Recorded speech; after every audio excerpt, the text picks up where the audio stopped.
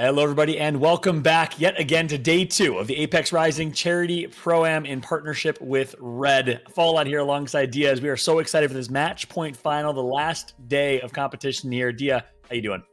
I'm doing really well. As you said, I'm very excited because the competition has built throughout yesterday, and while it was very competitive, it's also very fun to watch our teams navigate the different strategies that they had to actually make it into our top 10 and qualify for today. Yeah, that's right. 20 teams made it to this match point final today, but obviously a lot of fun on the battlefield, a lot of fun in Apex Legends, but such a significant impact. I want to start by thanking the entire Apex Legends community. We hit our $25,000 goal and milestone yesterday by a mile. We blew it out. $29,000 fundraise in total as a community. A massive thank you to everyone for rallying around such a great cause. And of course, these are the giveaway milestones and incentives that we have in place. So, you can still earn these today. We're not done yet. Let's try and hit $40,000 today. If we can get $11,000 more raised, we hit a $40,000 goal, which would be unbelievable as a community. And of course, you unlock each of these milestones as you see on screen. I'd be remiss to, not include a very special thank you to Clear Channel, our advertising partner with Red, who actually displayed us live in 4 cities yesterday. We were in Chicago, LA, I believe New York, and in Florida. Thank you so much to Clear Channel for all the support, above and beyond support of the Apex Rising Charity Pro-Am in partnership with Red, and for all that you do. The impact is so broad, and we appreciate it so incredibly much. And of course, it's going to be a great day of Apex action. Let's go ahead and jump into it. Talk about the format here. Dia, break it down for us. How's the action going to work? How did we get here?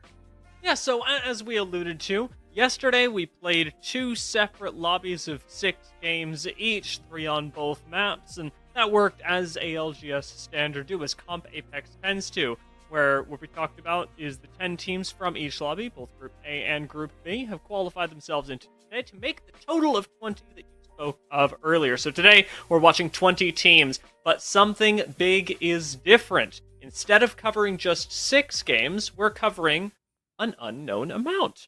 Today's games are going to be on match point. So, while the way that you accumulate points stays the same, both via placement and kills, with first place giving you 12 points, and points each giving you 1, or rather, kills giving you 1 point, you're going to be accumulating those until you hit the 50-point threshold. We'll be alternating maps to World's Edge, to Storm Point, and back every 2 games, but once you hit 50 points, there's only one way to actually win the tournament, and that is by winning an individual game.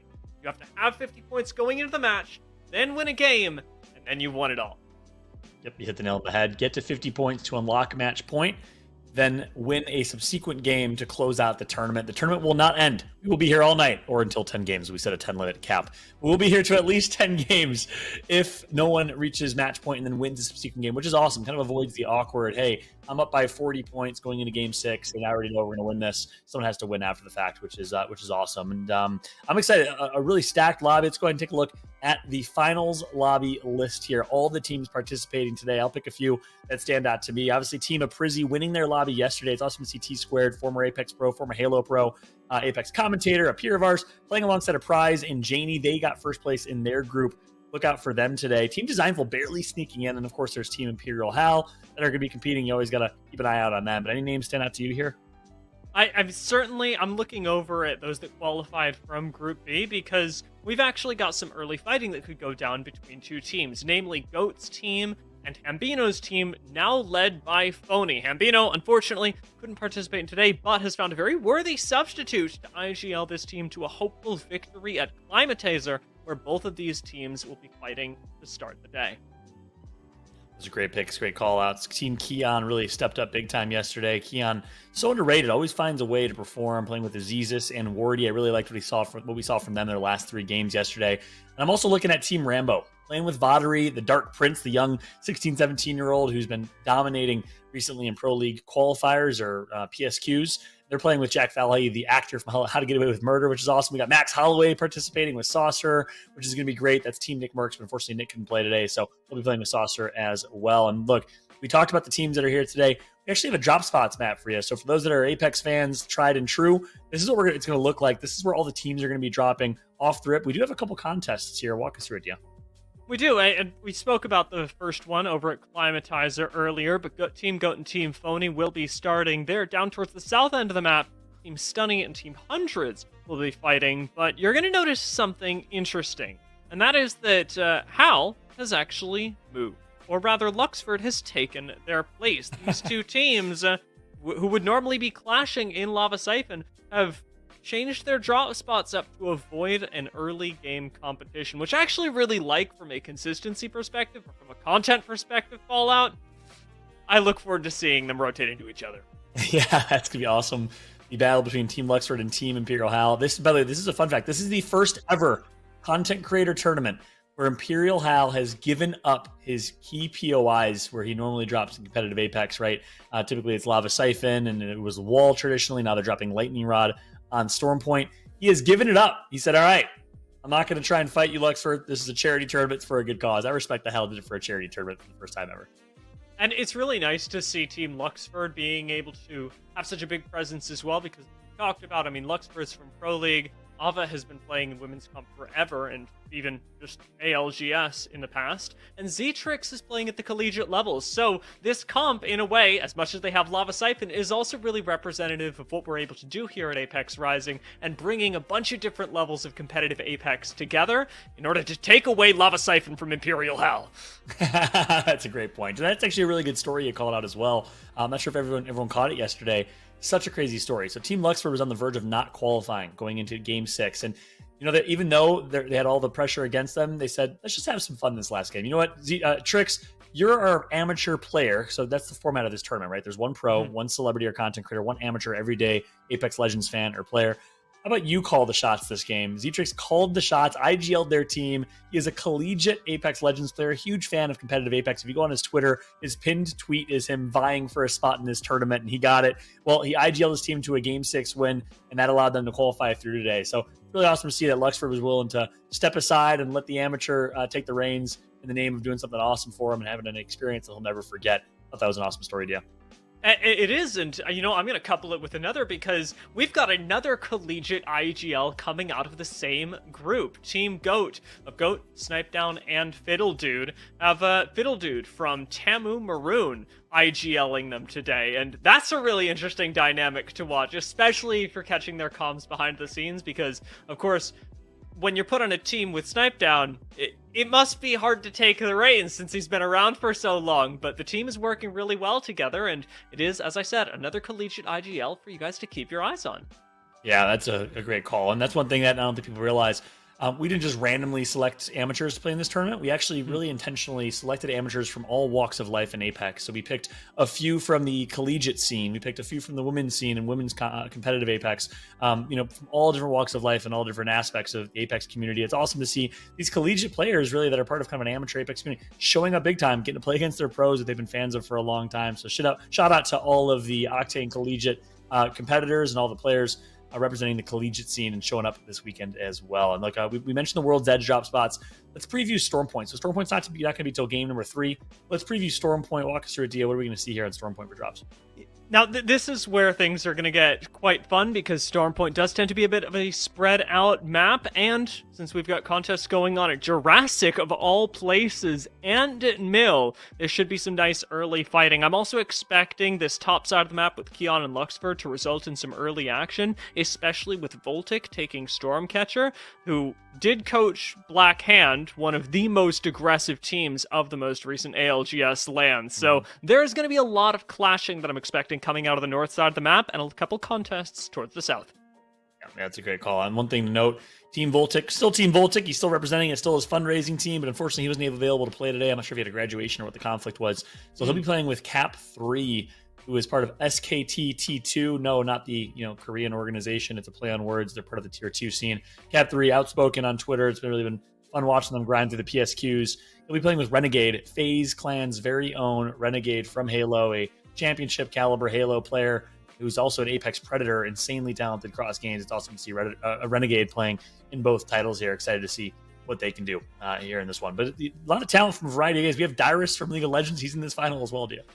I know. I'm sweating just talking. There were two commentators in yesterday's group. It was me and Ravish yesterday who were both up here going, wow, we started watching League of Legends a long time ago, and now we're casting the same dude, but in Apex Legends. So it has been really crazy, and as you say, it's been bringing so many teams and so many fans from across many titles together. And a big part of that is, of course, a celebration of us as a community, but with the amount of money that we've raised so far, also a celebration of life. So a reminder to check out the Tiltify as we continue moving through. If you see a player that's hyping you up, or if you just like what's happening in the way that Apex Rising is bringing everyone together, you can support the rest of the world while doing in this, and that's what it's all about. I love it. We are $18 away from $30,000. If someone's got $18 to spare for a donation to a great cause, we'd greatly appreciate it. Of course, every single dollar goes directly to Red to help fight AIDS and end a global pandemic that is a travesty, and make treatable and preventable disease treatable and preventable to all, because not everyone has access to the resources required to get treatment, to get medicine needed to live a comfortable life with AIDS or HIV. So any donations greatly appreciated this holiday season. Thank you so much. And we did it! Someone did it! $20! We hit 30,000 live on stream. $30,000 threshold. Thank you to whoever that was. Game 1 is here. That's a good time to start game number 1. Let's go ahead and jump into action here. Game number 1 of the grand finals of the Apex Rising Charity Pro-Am is here. Dropship is flying across World's Edge. Dia, I'm excited for this one. Yes, I am. You know what? We honestly, I know we weren't going to. We should have just held the start of the game to wait for 30K just because of the landmark. I'm glad we hit it as everybody was loading in, because we got to get these contests on the roll. Take a look over towards Calamitizer. They're going to be one of the first teams landing, and in the same building, no less. Team Phony has the inside, but Team Goat around the outside. Remember, Fiddle Dude on the horizon is going to be spearheading their own push into the center of Clima. All right, so this is a big story. Some would say it's happening for content. Actually, I want to hold that story. Here comes the push. Goat's going to get taken down early. Lulu's going to be the one to do it with it. She got an L-star. That's exactly what you want. Earn the early game is an L-star. Snipedon has a PK, which he can put to work, but oh man, this is going to be a tough one. It's Phony, it's Tina, and it's Lulu's going to take this one. Snipedon's going to get taken out off the rip. Does get one knocked, almost gets Phony knocked as well. But Team Lulu and Phony are going to get the dub, and there's the BMing coming through from Phony. You know, just a little friendly competition. I will note that Lulu was also running Conduit. That's giving them a big boost in their early game fighting. Team Phony, or rather Team Hambino, represented by Phony, now has the ability to make so many more aggressive pushes in the early game because of their sustain. Got another fight cooking, however. Unfortunately, Casey Dilla, left or dead, is going to be taken down. Ema Prizzy actually pretty confident up on the high ground of Train, but they're not getting too aggressive to finish off the squad just yet. Yeah, and this is interesting because Team Prize was going to be going Skyhook, according to some of our intel, but it looks like they changed their mind, decided to drop Monument instead, and they're going to get the first kill picked up on Quesadilla. So just like that, Team Prize picking up right where they left off yesterday with the first place finish in Group A, off to a good start here on Monument. Yeah, no surprise. This is also, as we said, very scary team. I'm expecting, demanding that T-Squared wears his beanie while we do this. I remember wearing many a beanie on many a cast with him. So hope that he's having as good of a time. You guys are the Beanie Bros? Yes, the Beanie Bros. I actually even have my beanie here. I think. Oh my god, you got to throw on the beanie for the intermission between game 1 and game 2. I got to see it. The classic Christmas sweater beanie combination. That's right. Classic indeed. Let it not be said that Apex Rising lacks fashion. Yeah. Amen to that. As we just got word, we also have our producer Beamic wearing his beanie. So beamies are on fleek today in this competition, just like Crook is with these G7 Scout shots. It's going to be Team Native Rambo dropping over in Countdown with a quick rotation alongside Voddery and something about a rooster. That's Jack Falley, by the way, the actor, as we mentioned earlier, from How to Get Away with Murder. Meanwhile, it looks like another team is rotating here through Monument. Not sure where they're rotating from, but I'm guessing that's Team of Prize here, getting some damage on them. The fact that we've got Z Davis making their way through and running Watson does harken back to exactly how they managed to move through so many of yesterday's games. This is an early zone rotating team, and again, under the guidance of Z Davis, who's really practiced at that particular style, it looks like they'll be heading up towards Skyhook, where we've got a lot of teams making early entrances. Voddery going to smoke for a defensive rush into the center, but Team Rambo's already taken up position in Skyhook, and the longer the game goes on, the more of these buildings are going to be occupied.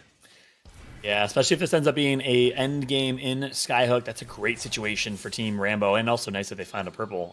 They do have Watson on their team, so they could fence up, play defensive. This reminds me of early days of Apex Legends when there were only like, 7 or 8 legends in the game. Everyone ran Watson, Pathfinder, and Wraith, and it was all about early rotating, finding a building, and setting up a perimeter, and that's exactly what we see coming right there for Team Rambo. So we won't jump back on board of them for a while because they'll be pitching a tent.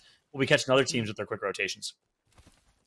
We do fortunately have the chance to see a new team composition emerge. Now, we did see this in Game 1 yesterday, but Team RKN has elected and announced, by the way, our producer is letting us know they're fully embracing the Meat Mountain for this game with Gibraltar, Newcastle, and Caustic. Not a good shield situation, but sitting over in Grandma's house, they will have plenty of time to make their way up towards Skyhook should they choose to, or try and play the Gatekeeper against teams like Team Z Davis, who have just now made their way in. I know you don't actually run slow as those characters, it just looks like it, but I don't know how you could do it. That's just like self-hatred by playing those 3 characters, but you know what? It's fun. That's what matters. Meat Mountain's represented. A big fight going on right here. It's going to be Entity getting a first knock. Good team fighting over Deranged Native, playing with his org and his member of his team. It's Mamba. Nice walls to be placed. Yeah, super good place to put that. It'll allow Team Z Davis to really stabilize right now. Having lost just the touch of a pylon, they are going to have to play this corner very well, but Team Z Davis seem to be doing just that. 67 crack with the 30-30, but the hipfire isn't consistent enough, so a reload on the car will do it, and Team Mamba will leave us. I don't see a third party coming in, so Z Davis wiped that just in time. Yeah, just in time and just barely. They had a combined 55 HP right there. Really close fight, but nice job from Team Z Davis taking the dub over Team Mamba. Meanwhile, switching back over to Team Phony, Tina is going to get taken out. We got Lulu, Tina, and Phony on one squad. Tina is the amateur player, probably the one you haven't heard of on this team. Well, you better know him. Very, very talented amateur player, ranked grinder, multi-time masters level player. Plays a lot of my community customs games and teaches people how to play. Just really, really active, involved, really nice individual. An American living in the UK. Shout out to Tina Lillard. I'm excited to see how they continue to perform alongside Lulu. Meanwhile, switching on over to Team Prize, playing with T-Squared and Jake.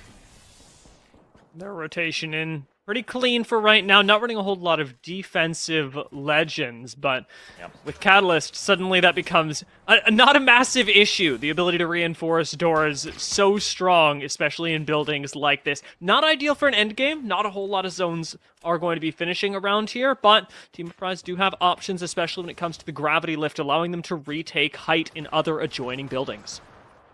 I like this fight going on over... Oh, this is staging. I thought it was Conton for a second. This is going to be actually over in staging. It's Team Stunny. Team Vibes, you might as well call them. They got Dig Vibes in their team, not because of him, because they are vibing out as a squad. I talked to my man Blaze. He's one of my closest friends. 10, 15 years, former Gears competitive player, and is a shoutcaster and host across multiple esports. And he said we were on the same page always. We had great vibes, great momentum. My teammates are insane, and that's for sure. You got Dig Vibes and Stunny on one team. Blaze just has to play that support role as Newcastle. I'm excited to see how they play this, rotating all the way down from staging. They had to avoid Team Designful there playing Edge. I know that we're not getting to see it play out on screen, but it has amazed me how well somebody can be dressed. When I met Blaze, he was always wearing just the most fashionable clothes, and I'm rolling up in like sweatpants and a t-shirt, and he's always got something wonderful going on. So I'm gonna hope he's blinged out. I'm gonna hope he's got an heirloom as we make our way through this game, and we're not the only ones living on a prayer for some things, as Team RKN have lost their Gibraltar. Now, because that's a support legend, can technically craft. Team RKN happen to be nowhere near a crafter, but that's a problem for the future. They are near a respawn location, though. But that's true. Not gonna help if they don't have the banner. Actually, they do have the banner. They got it. So they're chilling. They don't even need to craft. They're chilling right now. Meanwhile, big fight going down here over towards the train house. It's gonna be Team Hockeys, who, by the way, is dropping. They gave up the fight in Thermal Station against Designful. They're dropping Tree, so this is a really early rotation from them. Cryo Bloom goes down early. Looks like the res is going to come through from Dyrus as Hockeys is going to pop Phoenix Kit. Can he hit the blind? No, misses the shot. That would have been crucial. Cryo goes down again. It's going to be up to him to do something big. It's Dyrus did knock one. Good way to start that off, especially since it was technically an even fight when it began, but without the ability for Caustic to control any space, Looks like Team Hackies will get the safe revive that avoided them for just a few seconds. Round 2, not exactly punishing, and Dyrus will be able to set up some nice fences and hopefully take control of this building. Train station, a really nice place to play for a lot of end games. Although this ring does look to be going a little further south, there's always the possibility. Still 18 squads alive. There's the kill. I was wondering where the individual was. Looks like they left him to dry. It's actually Tad a game, and that's a her. She gets taken out. Teammates will survive for now.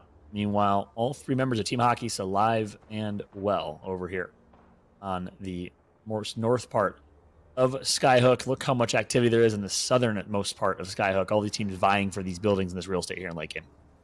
We talked about Team Luxford a little bit earlier. Haven't seen them show up in zone yet, but they're going to be likely rotated upon by Team Nick Mercs that are just starting to make their way up the train line right past Team Imperial Howl, who've shot at them from over by Grandma's house. Nick Mercs, not a huge sight on the 30-30, but that has stopped very few people this season. Incredibly powerful weapon. This Team Imperial Howl look like they're going to be able to secure another, again, incredibly powerful piece of weaponry. Oh, it's huge. And I'm not sure if Hal's back on controller for the finals. He said enough playing on mouse and keyboard. He did switch over to MNK yesterday. But if he's on controller, especially with that Prowler, he's going to be very happy. This is a fun team to watch. TSM Imperial Howl. Noxie, a.k.a. Danny, who is an actor from the UK, has starred in a couple of TV shows, a fairy show on Netflix that my fiance loves. Oh, wow. That's right. Today I learned. I mean, he very, very handsome looking. We have a lot of good lookers, actually. That's right. We don't lack in that category in the Apex communities. We see a couple teams get wiped here. Team Keon gets taken out.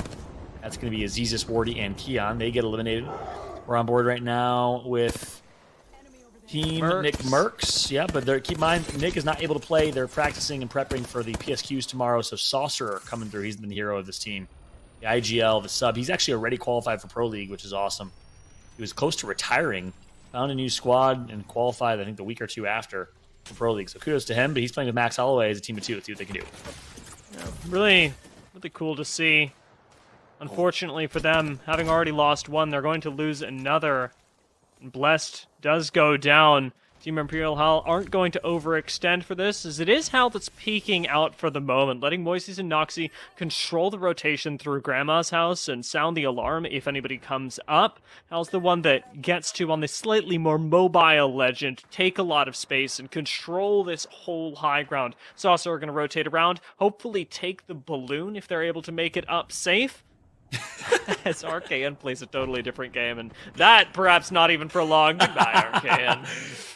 Oh, that's awesome. Dropped the ult, tried to survive. He was committed to try and res his team. I don't know how they got all the way back there from where they were in Skyhook. That was quite the journey that they had to travel. The meat lovers, indeed. As now Team Designful, who love to play Edge. Nice, good initial damage, entry fragging here. It's going to be really tough to push this team through this tunnel. They're going to have to run past this ult. And they got Team Imperial Howl to their right, who's likely going to play at every angle here. It doesn't connect with them, but Conduit ult will certainly stall. Team Designful do have to wait on the push, even as slows and damage come in. Thermite ticks away from Designful, but without a knock, they are going to be slow playing through here and stalled out further by the black hole. You have to imagine that on the other side of this, you just do not want to fight Team Designful, but you've got no choice. Swing it around and into the vault. Tina goes down. Lulu goes down. There's one more standing. 1v1 against Designful, and with a little bit of help from Skyhook, Team Phony will win the fight. Wow, it was a 1v1 that it came down to, and I think you're right. The damage from Skyhook may have made the difference there. Phony gets blessed and finds a way, as he always does. Look who's here to clean it up. Really easy, and all the loot in the world for Team Stunny. Talked about him earlier. My man, Guy Blaze, playing with Stunny and Dig Vibes. Dig Vibes is the only player in this tournament now who is remaining from the former reigning championship squad. Unfortunately, Team Drum Bum, Team Madness did not qualify, so Dig Vibes is holding it down for that team, trying to go back-to-back. On the road to take this again, a good Bangalore smoke in the exit will allow Team Stunning re-entry into Skyhook. So many teams are going to have to deal with that. We talked about Team Luxford earlier, suspiciously absent as they've been playing up on height by the train tracks and have been right next door to Team Imperial Howl, but their rotation looks to take them ever further towards the north side of the map, perhaps playing for control of the train station, as our other rotations are unfortunately already very low HP and being finished off by Noxy. Yeah, it's going to be Team Hundreds getting taken out. Team Hal, that's 3 kills picked up for Hal, almost 1,000 damage. So they're playing kind of a hard edge here, just owning this edge, owning this east side of this circle and this choke point. And it's working out well for them. Picking up a couple kills along the way. Looks like they'll spot a team over at Grandma's house, or at least Hal thinks he does. Nope, not a threat. They'll rotate through. Funny that with Luxford and Hal both approaching from the eastern side of the ring, the east is almost entirely owned by teams that have UCSC players, either current or former on them, both from the University of Santa Cruz, both part of the Gamers Club there and competing actively in Apex Rising.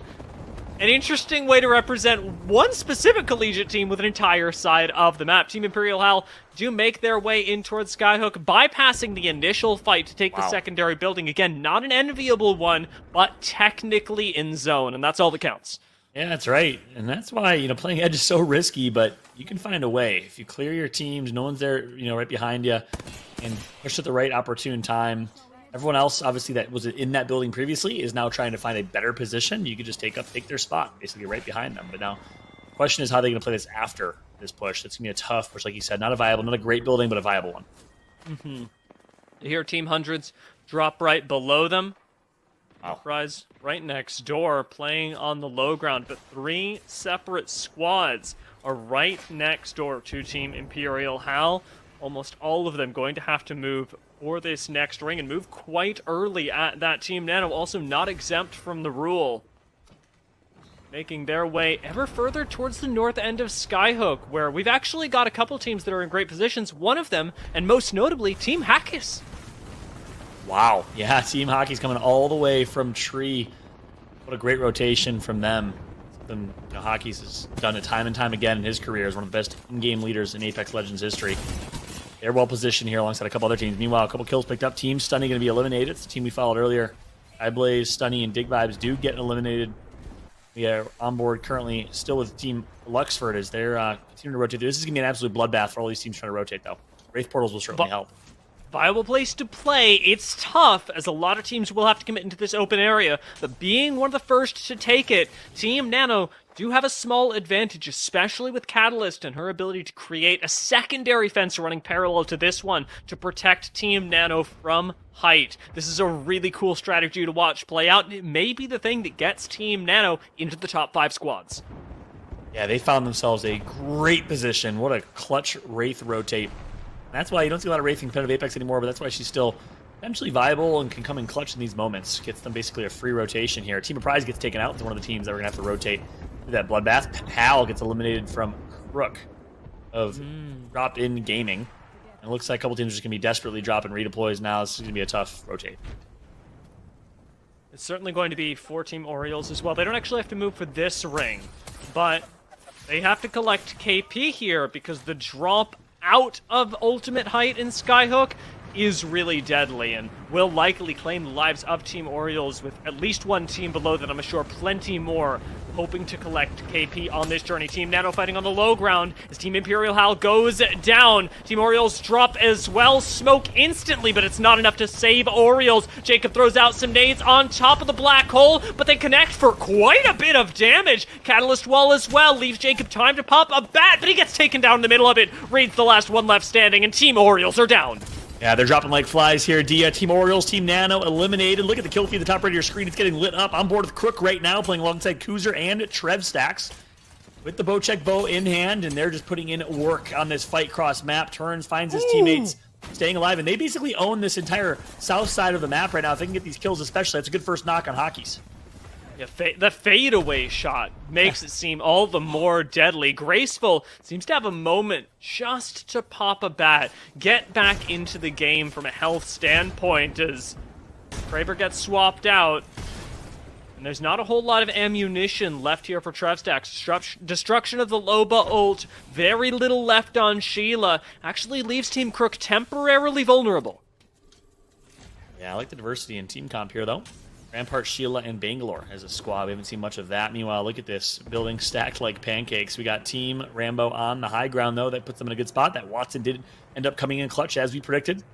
Meanwhile, it was Team Renegade that takes that entire spot from Team Nano, so they get all the loot as well and get to maintain that spot. This is a dead center zone pull, so it's going to be a tough rotate. Luxfer's going to drop his ult early.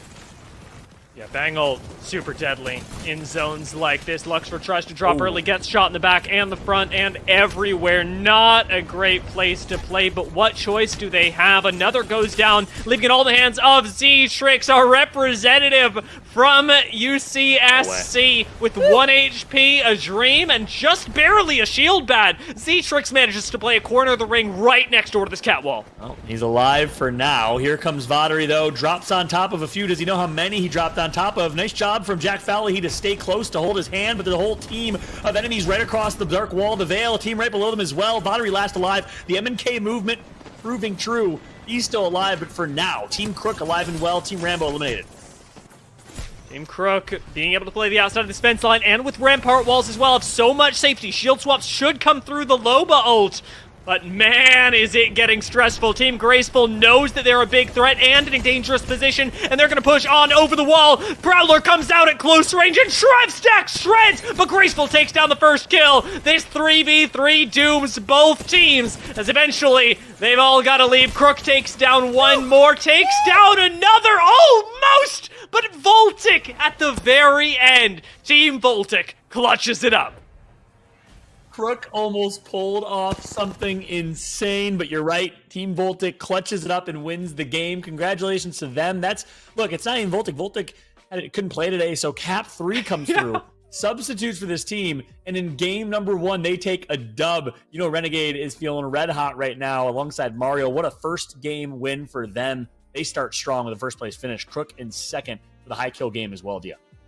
We got to see how incredibly valuable Catalyst Walls are, Bang Smokes are, when you're forced to play in the open area there. Team Nano tried it first. So many teams came in and tried to take that spot away from them. Many succeeding, actually, but the last one standing meant so much, as unfortunately in the outside, Team Crook, for as much as their composition, for as much as their play was awesome, couldn't quite clinch first place, though I'm sure they're not too upset.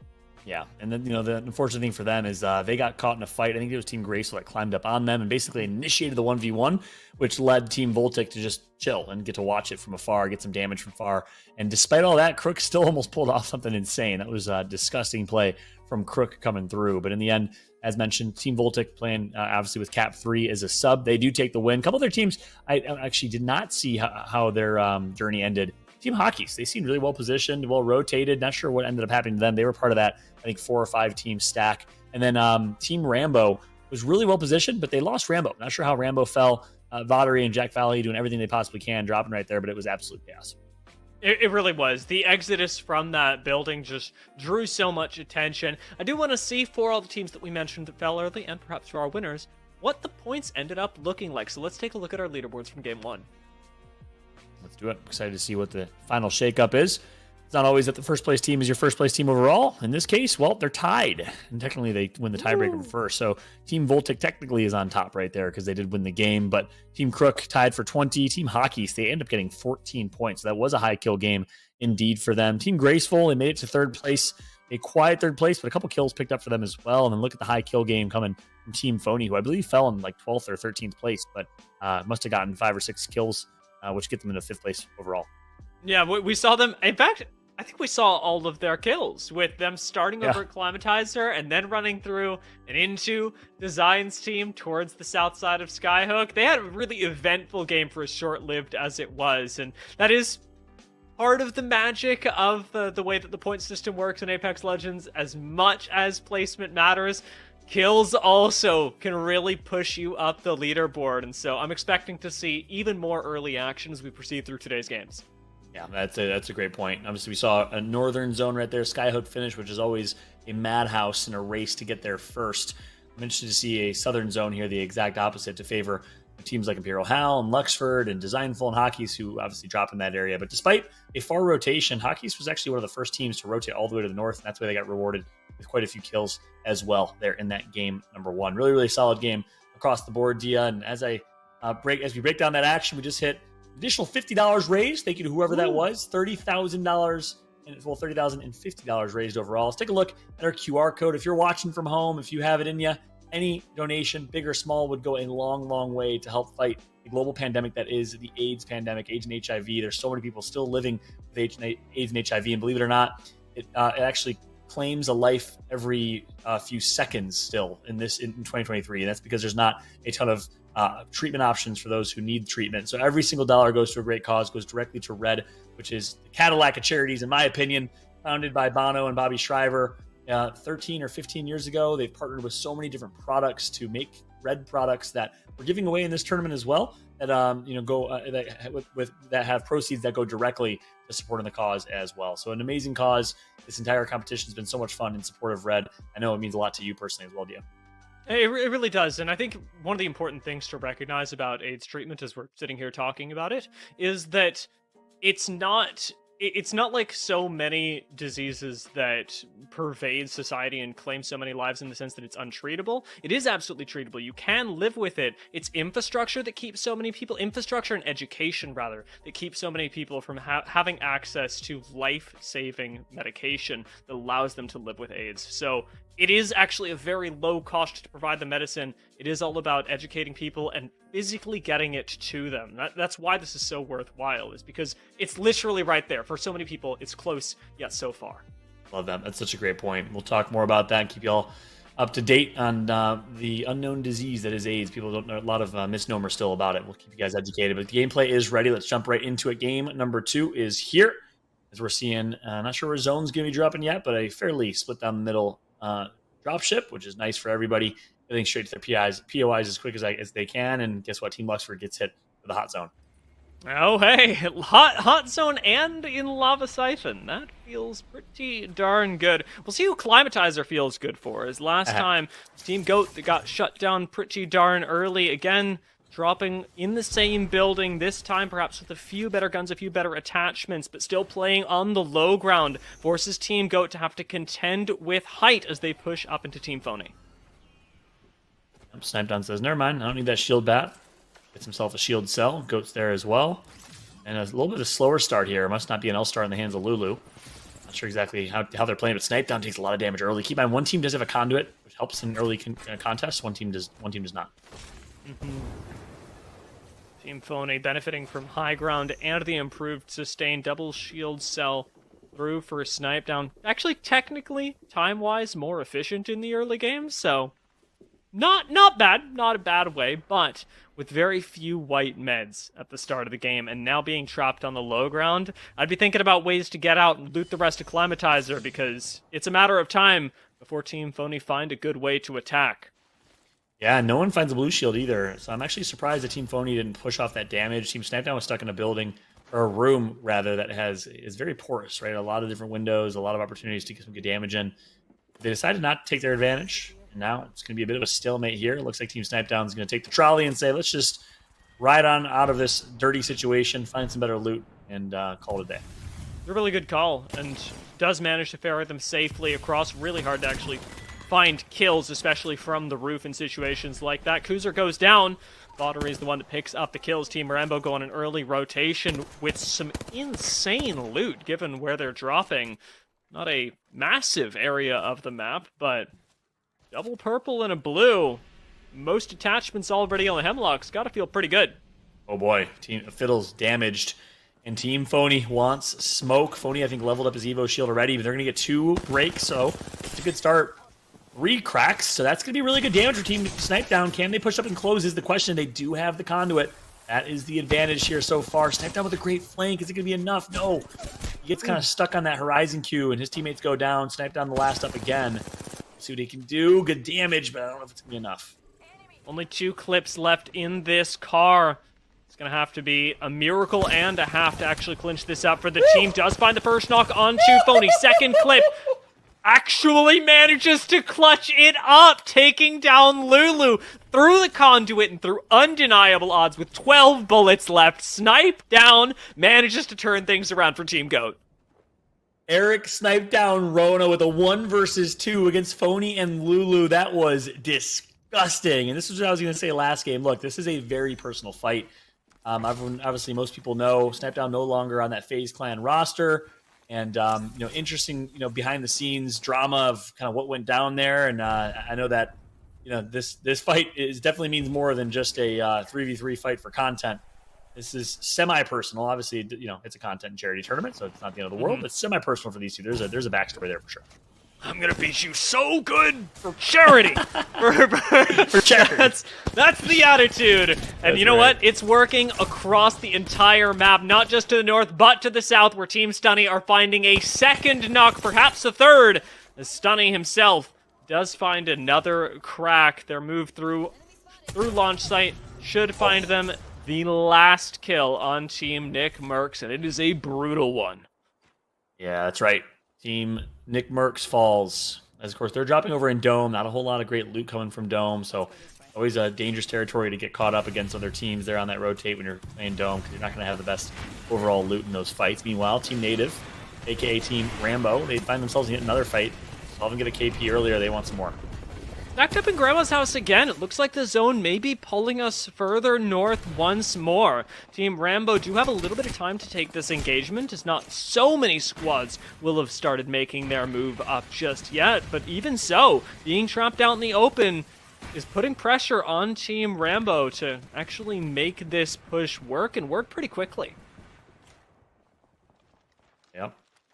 Meanwhile, switching over to Team Orioles, or as my friend Vicky Kitty likes to say, Team Orioles. Has to give it the Cuban flair every time she commentates. She legit thought it was pronounced Orioles, and she thought everyone had to say Orioles. Sense. Yeah, it does make sense, logically and culturally. Meanwhile, big fight going on over here as well.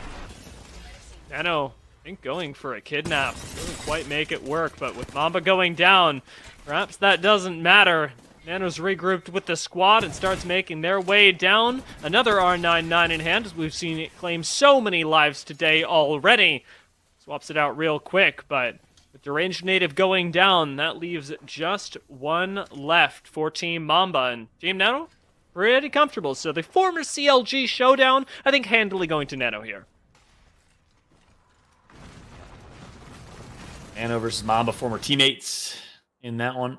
Meanwhile, switching on over here to the overhead view, Team Luxford went up against Team Imperial House. This is the merger of these two teams that we were looking forward to, because they both were going to contest each other in Lava Siphon. Hal respectfully gave it to Luxford.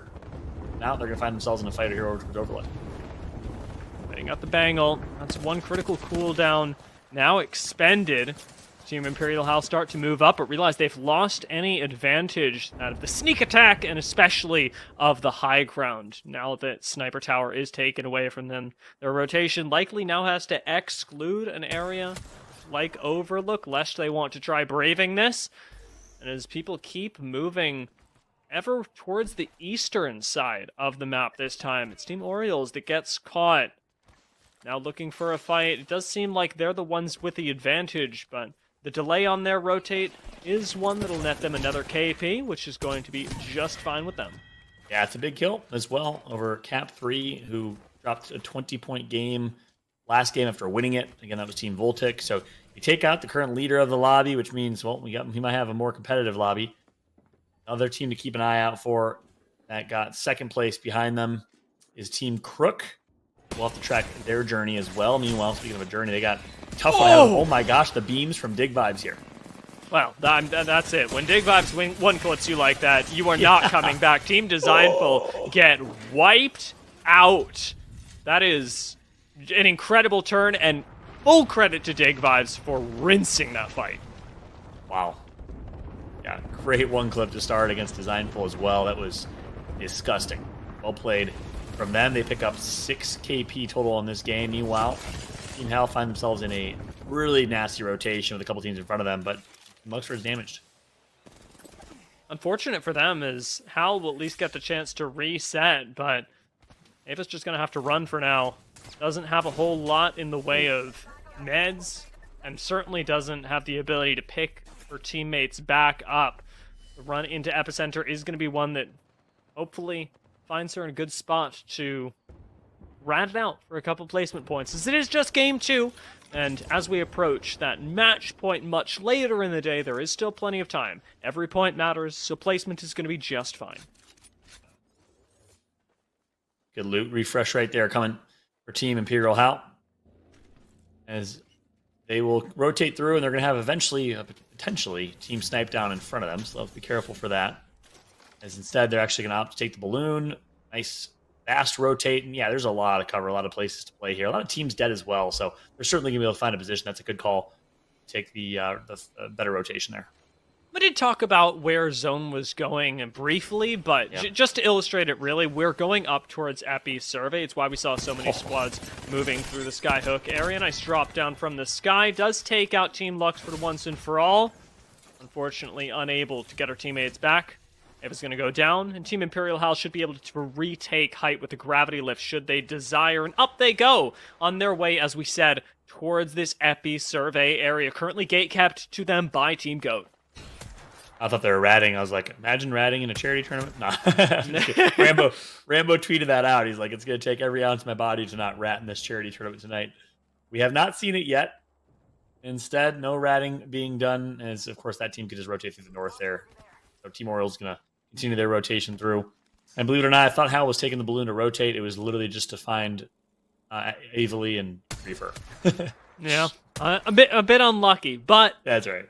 Now she'll get a little bit more time to spend with the squad, get their vibes right for the next game, as they will have to be approaching that one on Storm Point. Everyone else playing things once again through the north. Team Crook returning to the scene of the crime, where they did pick up almost first place, being shut down in second, but with the way that they're gatekeeping right now, they are playing dirty for every point. That is true. Oh, man. And actually, Team Voltic is alive still. I thought they got full eliminated. No, actually, yeah, no, it was just Cap 3. So we have the first place team versus the first place team over from Skyhook. Neither of them. Oh, wait, no, they're going to go north. Wise decision, Team Voltic. Are they going to run this all the way through the north tunnel? Oh, interesting. Yeah, I love this view here of the map. Could be. Team 100's going to be watching this one as well. Everybody likely predicting that the zone up until now was going largely onto Survey is going to have to adjust, as it's actually going over towards Team Apprise, who sit in the halfway point between Climatizer and Epicenter, forcing a lot of people to rotate out of Survey camp, notably Team Keon, whose specific building will be excluded from the zone on the next close. You can likely see them as we move over there, as many teams try and make their way. Team Orioles, biggest one right now, actually having to expend their evac towers in order to make it in. Wisely putting down 2 so that 1 can't be shot out. Wise decision. They'll now play their rotation. The question is, are they going to find some respite, some safety in their drop here? See a couple teams taken to the sky here, like 2 airplanes in the night flying side by side, and they'll find themselves good positioning. And it's typical here of these Epicenter drops. Epicenter late games, there's a ton of positioning, a lot of cover to work around, but no, it's not going to be easy. Reed's going to get damaged quite a bit here. Going to need that Bangalore smoke to survive. I wonder if Team Hal pushes that. Bank smoke does come through, as you'd illustrated, and fortunately enough, Reed's groups back up with the team, but very spooky situation to be taken down on the move like that, very nearly. Team RKN going to start rotating in from the northernmost side of last ring. It's a very late rotate for them, but with still some cover, they're going to be forced to play out in the open. I imagine they're still running Beef Squad, but I didn't check. I would imagine as well. Shout out to our Cannon team for having fun with it. Oh boy, that's a Horizon Q. Does not actually drop it. Horizon ult for a second there could have ended their entire life. Instead, they will get Horizon ulted instead. At least they have an advantage now. Oh man, a lot of teams looking and crossing from afar. This is going to be a tough rotate for hundreds. Especially with this ring hurting so much. Round 3 does not play games, and neither did that fight. AO's down. Do have the ability to pick them back up with a nice wall from Quesadilla, perhaps to recover, but that's going to necessitate them living through whatever happens next. Team Graceful go down, Team Voltic and Orioles join them. 12 squads left, and Survey's not even done fighting. Yeah, so keep in mind, Team Voltic, that's going to be one of the top 2 teams in this game. They're going to be eliminated early for losing Cap 3 early. Looks like 100 should be able to recover here. Rez is going to come through. His purple shield's on the ground still, not looted. And there it is. It's actually Team Rambo right nearby. Fenced up and very well protected here is Team Rambo, looking to have another solid game. That's a Bow classic. We get the opportunity to go for a few kills later on. Kills that may be all the harder to secure, especially if teams are able to take control of this building. There's a big fight going on for it right now, with hundreds having recently fallen. Team Goat want to take control of height. Understandably, a game-winning spot, and with Janie down, that's the catalyst on the other side. There's no ability to reinforce doors, no ability to stay safe without a res. And it's going to be sniped down. He's been playing incredibly well. And look, so many people, it's easy to call him out as I think one of the oldest pros in ALGS. The reality is, he can still play, man. It's impressive. He had such an impact on that FaZe squad. It's so sad how that team kind of came to an end. I would like to see them continue their run. I do hope that he continues to compete because he is still a playmaker, still a difference maker for any team he may or may not end up on. There's a part of me that loves seeing Snipe succeed, and there's the other part of me that goes, you know, if you keep being so good at games as you get older, I have no excuses. And that's that part really hurts me. For right now, being able to stabilize. Yeah, exactly. Snipe going to be helping the rest of the team hold it down as T-Squared heals up on the inside.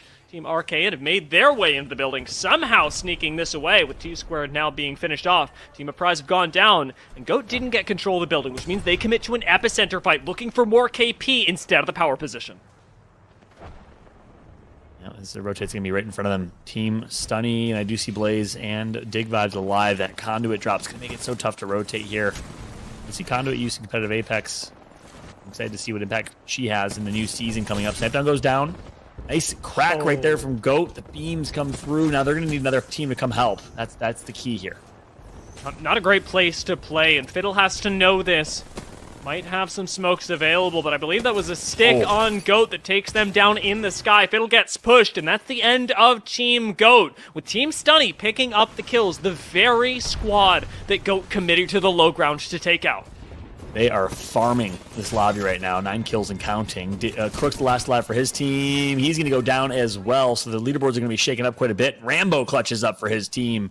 The Floridian revives his squad, and guess what? Zone's right in front of them. They can get on top of that rock if they need to, and they can play this late game very well. So I'm really impressed by them. They own this entire side of the map. Team Hockey's not going to push. Team Imperial Hal alive. Team Hockey's alive. Team Rambo. Again, it's the who's who of Apex here. I'm excited for this late game. Big fight ensuing. Team Stunny gets real aggressive, trying to finish off what I believe to be a rat. Last couple of shots are going to connect as Stunny gets the heck out of dodge, only finding the knock, not the finish. Gets rounded on by their teammates as a res goes off on the high ground, and Team Stunny now have to fight a literal uphill battle into 2 gold knockdowns. Dig smoking on the low is going to try and stick the res. It's a tough fight for Toucan, an icon of women's comp, as she's not going to be able to swing down onto the low ground, not going to be able to heal either, and the ring has just now started closing, giving her very little wiggle room. Team Stunny rotate through the low ground, likely into Hackies. The same thing going to be happening with Bo on the other side. They were down and out. They had 2 knocks, but the gold knockdown shield keeps them alive, keeps them very well positioned here. They're well poised to win this game, but no, Hal's going to knock 1. Blaze goes down. Imperial Hal is the one who knocks him. I don't know if he'll get yet another res again. Team Nano eliminated 4 squads left in this game. 11 teams in this game left. Or sorry, 11 players in this game left overall here as we're watching Resting Rooster, a.k.a. Jack Falahy. It's Team Rambo, Team Stunny, Team Hockey.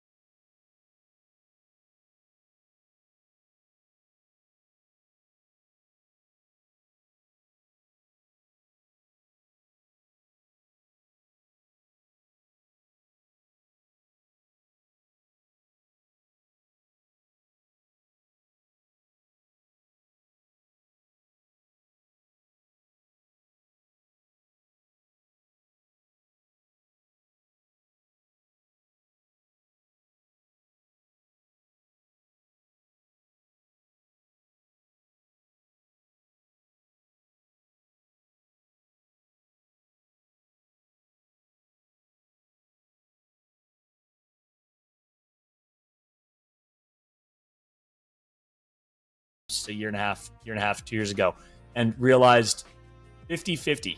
50% of the time, someone that's actually in at a POI in zone wins. 50% of the time, someone outside of zone wins. So, you guys can hear me. Welcome back, everybody. Sounds like we had a little bit of a technical issue there, and you guys couldn't hear me live on the broadcast. Apologies, everybody, for the issues. A little bit of a technical glitch with VMix there, but it looks like Discord went down. So I'm not sure if it was a Discord service outage or something's going on, some type of crazy service outage. But I think we're back. We raised another $50, which is fantastic. $30,100 raised, which we appreciate. Hell of a game, number 2 right there, Dia, as well as Team Hockey takes the dub. It was, and what you guys missed was us basically fanboying about how rotations work and the fact that Hackers was able to make it all the way up to the north once more and clinch an even better position than they were able to in Game 1. It, of course, is going to turn into a lot of points for them, but another team that absolutely wowed me there was Team Stunny, who gate-kept Skyhook in Game number 1 and crushed it this time around. Let's see to how many points they were able to do it. All right. Game 2 results as a result of Team Hockey's winning it. Well, Team Stunny dominates in the kills category. I don't know how many kills they got, but it must have been 14? Something insane. Maybe a little less. Team Rambo right behind them with a high kill game. Hockey's gets first place, with which is 12 points, and an additional 6 kills on top of that. That'll put him pretty well poised in the overall leaderboard, which I'm excited to see. And then Team Imperial Hal with a 13-point game. Team Nano with a 10-point game. Team GOAT won the initial fight against Team Phony. We'll keep watching that on World's Edge. Obviously, we'll be switching to Storm Point here in a bit, but a really impressive game right there from Team Stunny. That's the highlight for me. Yes, super incredible to watch, especially playing out of the low ground like they were, I want to say, like they opted into, but it felt like we're forced into, being able to take that and turning it into something so amazing coming out of our second game. Now, that was our second game, which means that we're swapping maps after this, as we'll be moving into Storm Point, which should cause a big shakeup in the standings, and, of course, in the way this will play out for the rest of the teams. Yeah, Storm Point switch up will be interesting to see, because we got a couple more contests as well coming through on Storm Point. I'm actually looking right now. Hal not dropping Lightning Rod, gave it up to Luxford. He'll be dropping, I believe, Checkpoint instead. So that'll be fun. Interesting fights will be ensuing on Storm Point. We're going to be switching that over to that here in a little bit. Speaking of switching over, we're also switching over some casters. We're going to get some new blood in here. I'm excited. We got Zephyr playing with casting with CB in a little bit as well. More to come on that front. But guess what? We do have the overall standings ready. Yeah, walk us through the standings and where things are at for this match point final.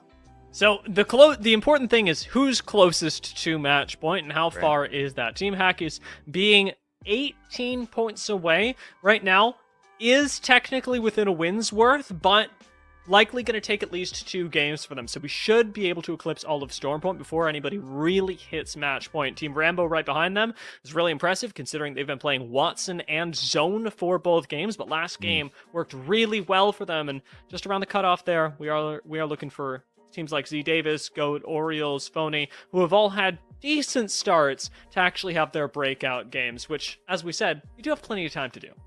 Yeah, that's right. Team of Prize, another team that dominated yesterday, got first place overall, only 3 points. So something tells me they're about to wake up here. We're only 2 games in, but those are a couple squads that we know can certainly perform, both top 3 placing squads yesterday. But so far, you're right, really impressive stuff from Rambo, from Hockey. And it's actually 2 different stories for them, right?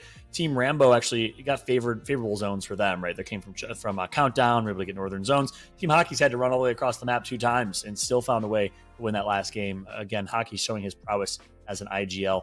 Very impressive stuff across the board. Someone just hit a massive donation, which we appreciate. We are at 30,300. Someone just did it as I said that, $10 or $5 or something like that.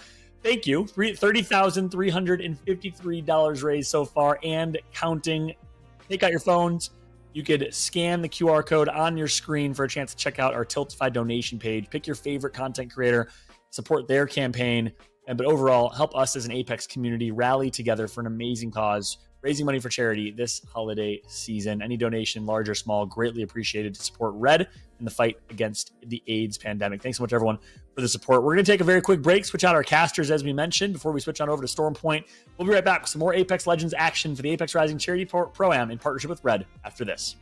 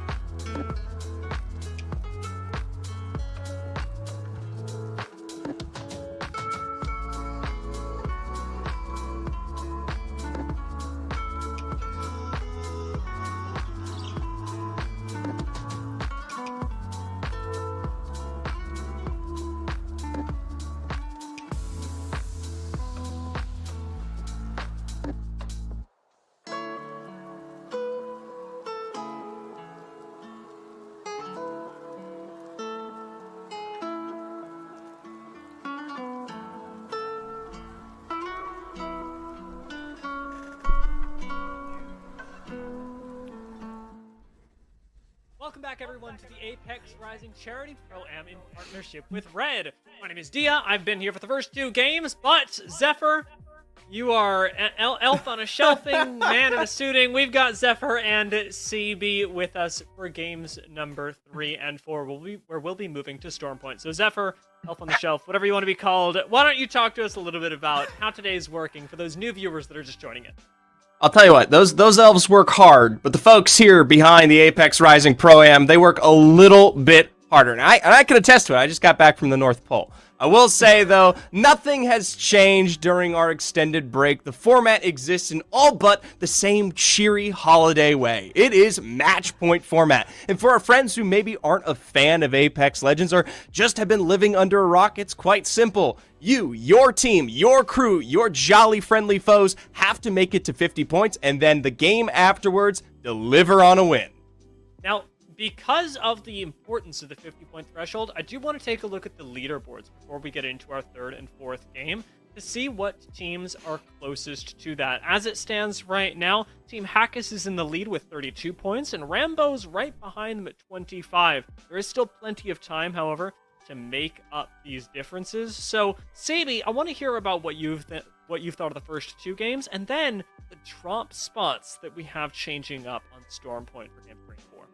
I mean, in the first 2 games, you see, like, you'll have the teams that are winning, and obviously you're expecting them to be at the top of the leaderboards, but they're either being trumped by people that are getting better KP and solid placement, or just outright tying with the second place teams because they're getting a ton of KP. Everyone's playing really aggressive edge styles, and it's paying off dividends for a lot of these teams, especially the more consistent ones, like Team Rambo and like Team Hockey's up there at the top.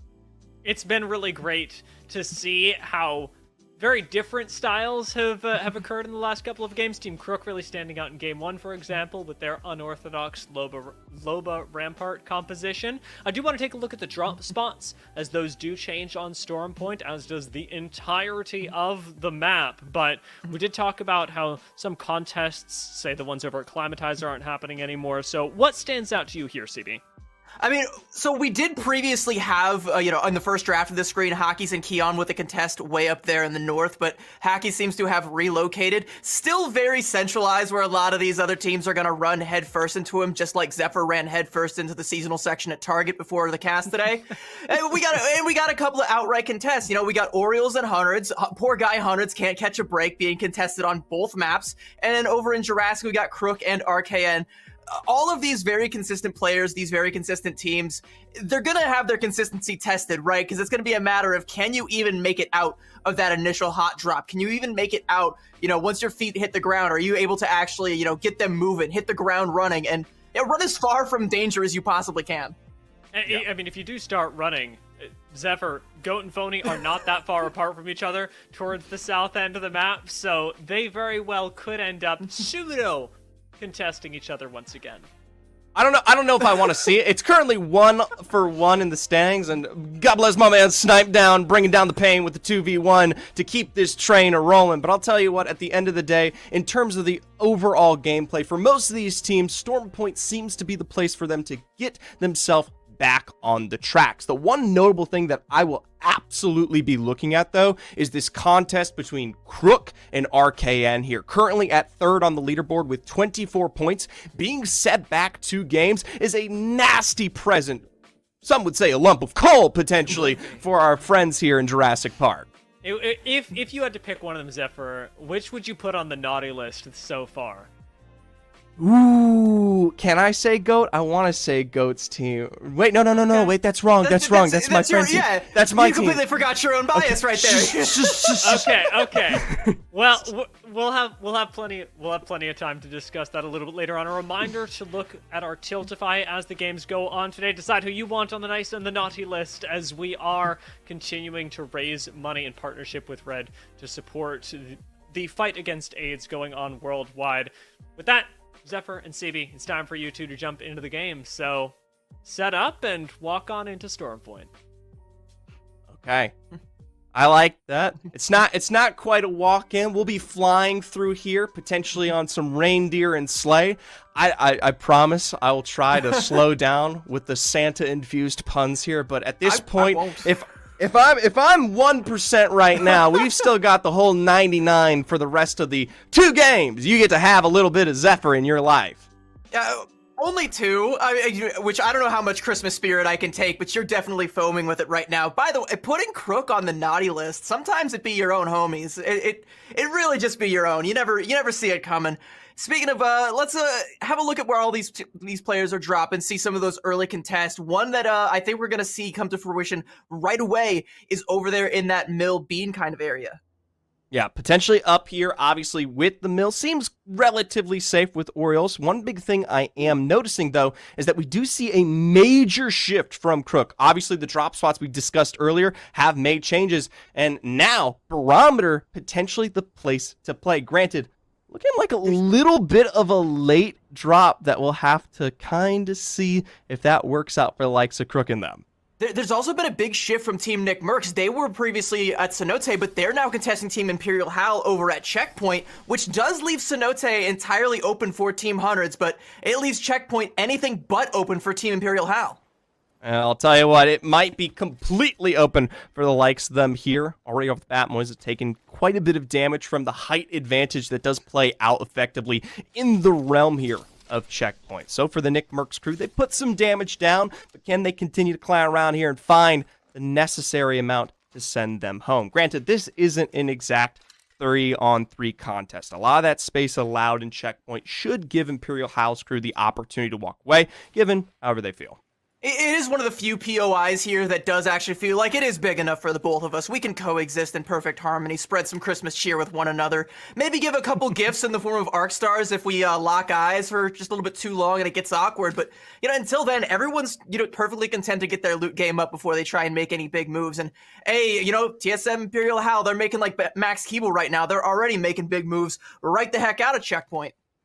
Now, this is going to be the one that it provides benefit here towards the south side. RKN left completely alone well within this region. For Dre and Tattooed Gamer, they're more than happy to get themselves into a feasible state here. And that's actually going to be a great rejuvenation for this roster, especially at 17th right now I believe with 3 points. It's a challenge they'll have to overcome here. But hey, Team Crook, they themselves on this major rotate away down to Barometer have opted to take it toe-to-toe against the likes of Team GOAT. Yeah, Team GOAT, are they naughty or nice? It's not up to Zephyr to decide. It's actually going to be... Oh, no, they're actually just going to head out. No, they don't want to take this fight. They're running back up. We have one going back down, though. They might hit the floor here. Kuzer going to be the first to deliver that alongside Crook. That rotation out to the west caught by the lack of awareness towards this major shakeup. As a result, our collegiate friend from the likes of Texas A&M going to be dropped by a fellow Texan from UTSA there. Looks like Snipe Down and GOAT going to take the opportunity to pull away. Play this one a bit slow as we are getting some minor impedings from Team Nano cresting that hill over towards the north side, and that's going to put Crook and them in their place before they have the opportunity to truly shine here. A couple of those pesky 30-30 shots, that's actually also going to help GOAT and Snipe Down get out for free. You can still see them up at the top of that hill. They might have a window to go back in, sneak in like a thief in the night, grab that banner, and get back out, but hey, meanwhile, we finally got these two over at Checkpoint clashing. Team Nick Merckx, there we go. There's the presence coming out from Blessed Mama. A thermite right down the chimney.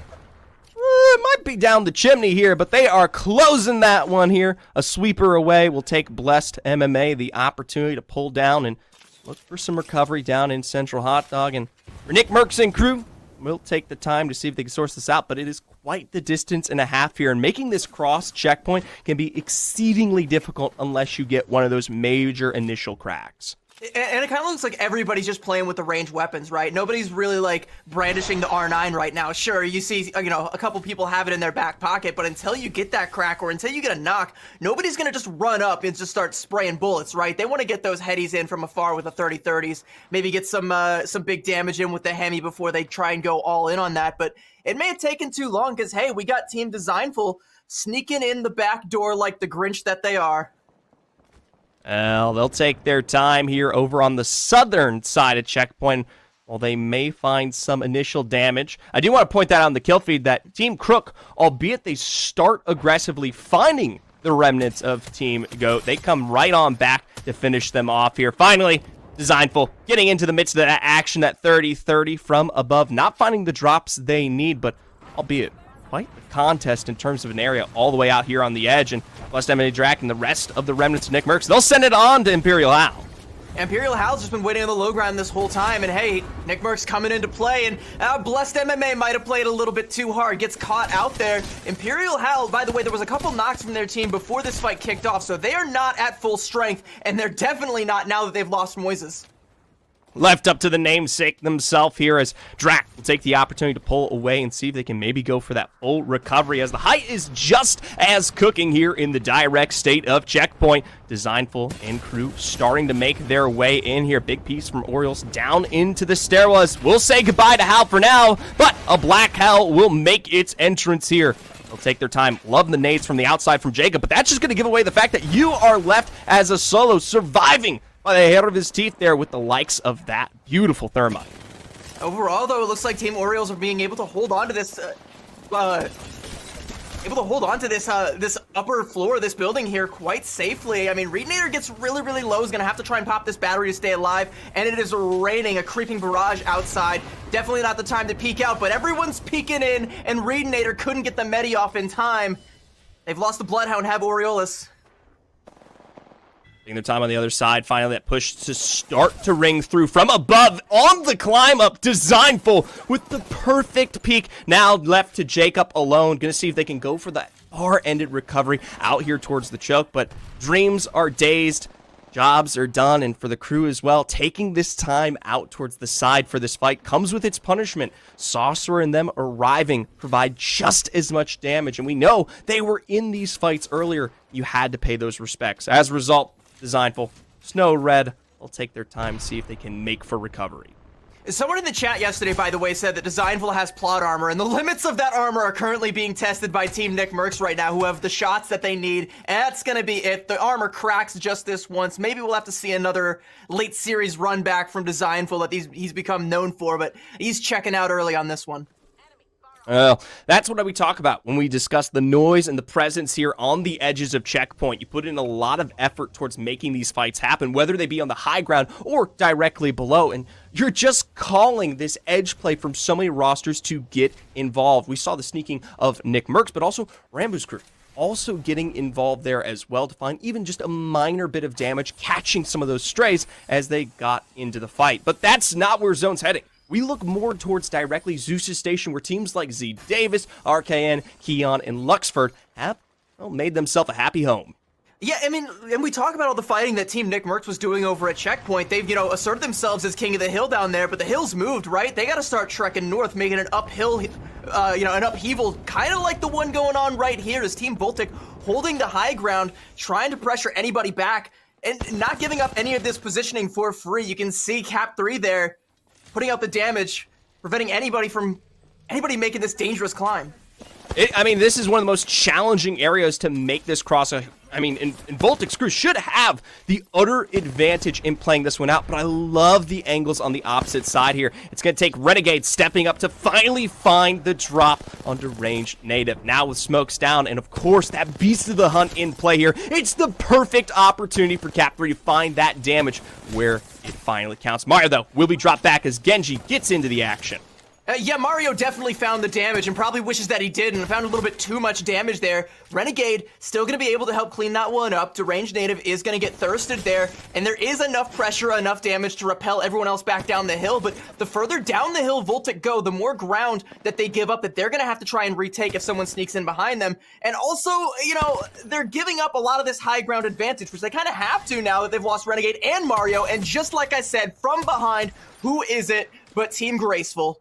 Love this opportunity to take advantage of the noise, the chaos, the confusion for Team Graceful to find those shots. And, I mean, it won't be getting better for Team Mamba on the stuck, pinched end here. And I say pinched because Team Rambo going to be making their way across here in just a moment. And while, yes, Graceful and crew will be making their way across here to potentially provide some additional damage, shots from the other angle make this just as difficult for the second approach.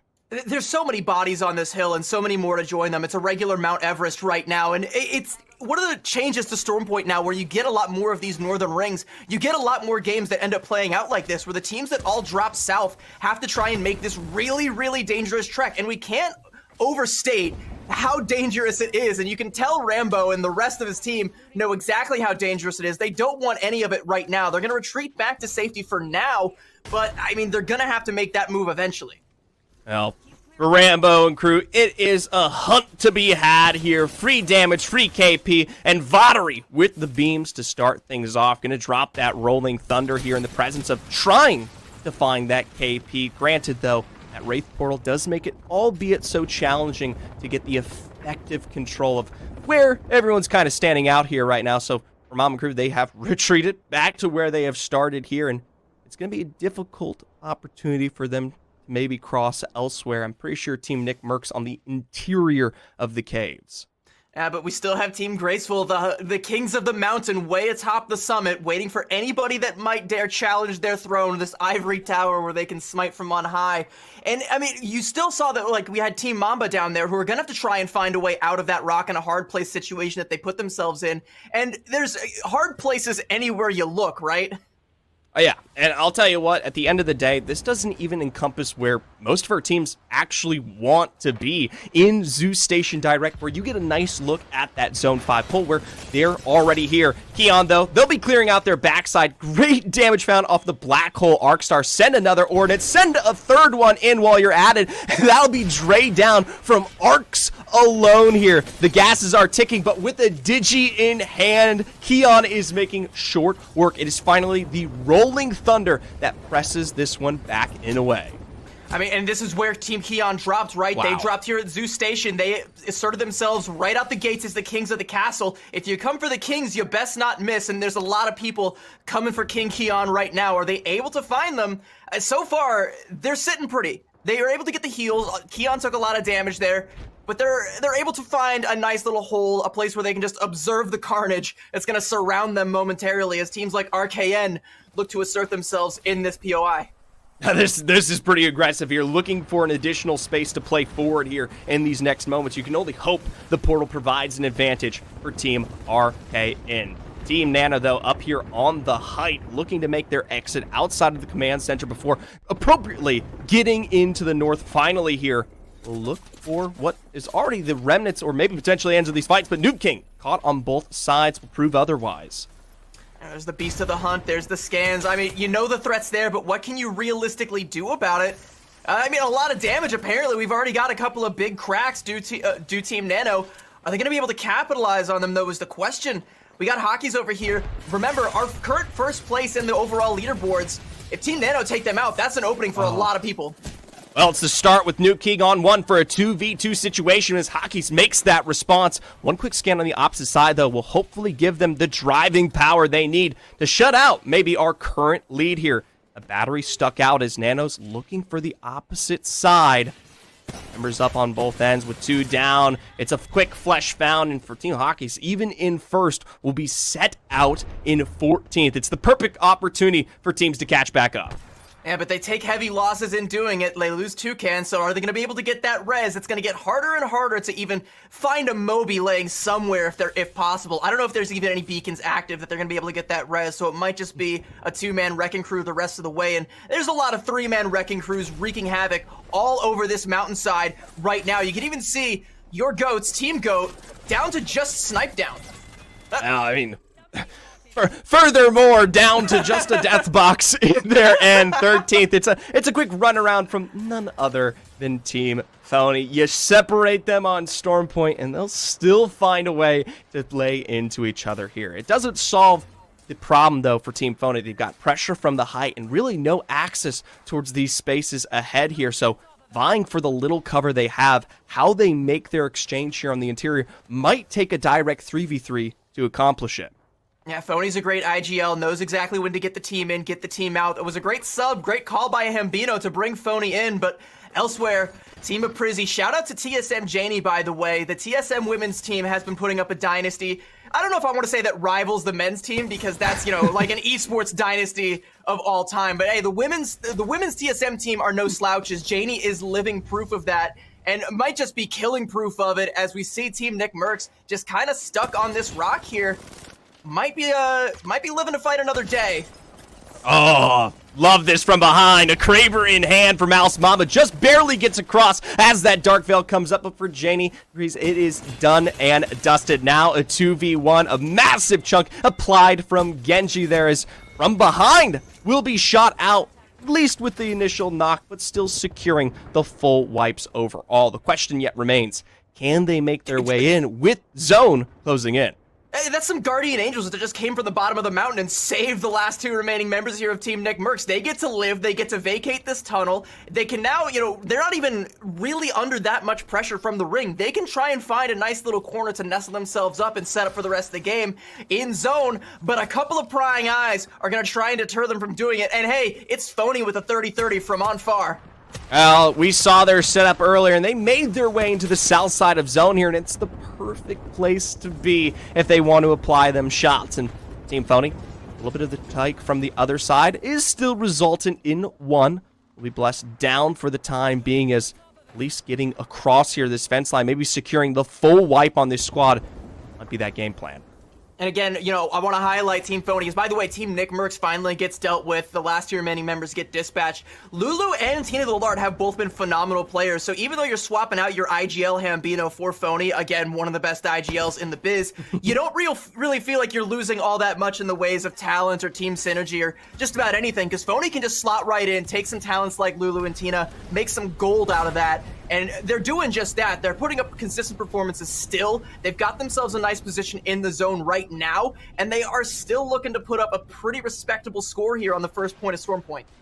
I'll tell you what, most of their teams now settling for the studs that be here in the direct place of Zeus Station. Team Graceful, as good as it was on their holdover on height, have now been punished out here with, moreover, their defensive option on this Gibraltar knocked out in a way. Playing around these smokes is their only opportunity to look for revives, but with that thermite, we will say full goodbyes to our friend, the big man. We still have Maxine and Graceful, but, I mean, they can't be all that comfortable, especially without that dome shield, without that res that could come out from Gibby. And yeah, losing Come on, Maxine, Graceful. It's just Graceful having to try and pop a Feeny. Is there going to be anybody that goes in to try and pressure Graceful out? It looks like no. There might be a slight reset here, but, I mean, it's not great. It's not looking great for them. I mean, it'll come down to Graceful, but thankfully from the heavens here, it is a surviving knock from across that will give Graceful the opportunity to at least pick up the two there, secure for the revive now on Maxine. 37 seconds to go on the closing rotation. Teams moving in, and it is, of course, Phony and crew here over on the side, laying in with this Prowler to deliver on the first floor of Zeus. Taken low, a Wraith launching across your screen as But Lulu, the last remaining member behind the pillar, has no chance to survive in the gas that be. Yeah, Phony tried to deliver on Team RKN, but RKN said return to sender. Well, at least right now, 5 squads remaining, and we reapproach Team Keon here almost all game long. And while they have not found a lot of KP, being in this position has guaranteed that they're going to have a large sum of that be from their placement. And judging where this poll may be, they'll be likely surviving than some of our more edge-oriented building teams. Yeah, the only movement that Team Keon has had to make this whole game has been just higher and higher, straight up to the heavens. And as long as they hold this high ground position and no one seems to contest them, they're going to have the best control over all of this space as the last ring starts to close. The question is, when they are inevitably forced down by the ring, who's going to be there to catch them? I know it's not going to be graceful. We can already answer that much right now. But who's left? Who is left that can stop Team Keon at full strength from this high up off the ground? I'll tell you what, it is a pole that does make its way back over towards this eastern building, so it is inevitable that they will be forced to drop, and we know for a fact there is a team below here. So for Team Keon, it really comes down to how much pressure they can truly apply, and I mean, more importantly, I'd be curious to see them if they can clear out their backside before this begins in some format, because if I'm pretty sure, this is a duo that exists below them in the form of Team RKN. I mean, and I think they know that, right? They know that they have to clear out this backside before they make that drop, and they know that the clock is against them to try and do just that. And hey, the ring's starting to close. The clock has struck midnight. Can the Cinderella story of Team Keon up there, is it coming to a close? And will it be RKN that actually griefs them to try and make it happen? Meanwhile, Team Luxford, pretty solid position and overall very healthy. All decked out in red, save for Zetrix, their pseudo IGL for the last game 6 of yesterday. Yeah, big fan of the UCSC crowd here as well. My big question, though, still remains regarding that position outside in the pole. Potentially whoever controls the exterior once those fights have maybe come through, and if they are clean enough, could be very punishing to that roster. Granted, if all this collapses at identically the same time, interior building is going to be so important. RKN and crew, though, making their way outside. Portal in play will allow Dre to get into the action, but granted, it's not much. It is a caustic, and in this last ring situation, a caustic can be quite devastating if other teams aren't able to deal with it. But, I mean, a two-man squad on the low ground in this corner with Team Keon directly on top of you, it's not a great look right now for Team RKN, but they can definitely do some damage on their way out. Looking like they're going to make the cross on the far side here. Take the fight toe-to-toe on the opposite side. Is almost eliminated as a result. Keon, though, does make this one count as we do see Avely jump to the exterior, extend from outside the building to find at least the one knock here. Noob King, Nano, Toucan finally now allowed to get involved and playing. Will face an additional knock, but will be remaining as 2 squads up. It's left up to the namesake here from behind the bins, but stuck outside in zone. He can't find it. Team Luxford win from inside the building. And I honestly think it comes down to Team RKN being down there, right? Team Keon didn't clear their backside before they dropped down, so they had to take fire from all sides as soon as they, their feet hit the ground. And you saw, Aziz is taking so much damage there, so much damage coming out from all sides. There's only so much you can do. You got to give up that. And you're going against a team that has all this control of space, looking just as healthy in Team Luxford. They're able to close it out. Well done. No notes for Team Luxford. They're continuing the consistency that brought them to the dance.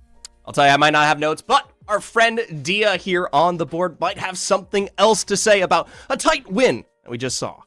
It was really cool to see that happen as well, especially with the way that we saw World's Edge play out, where teams that had to migrate all the way across the entire map were still coming out on top. This was a very different game. CD, this time with Team Luxford finally taking a win themselves. Their drop over at Lightning Rod, I think, had a lot to do with it.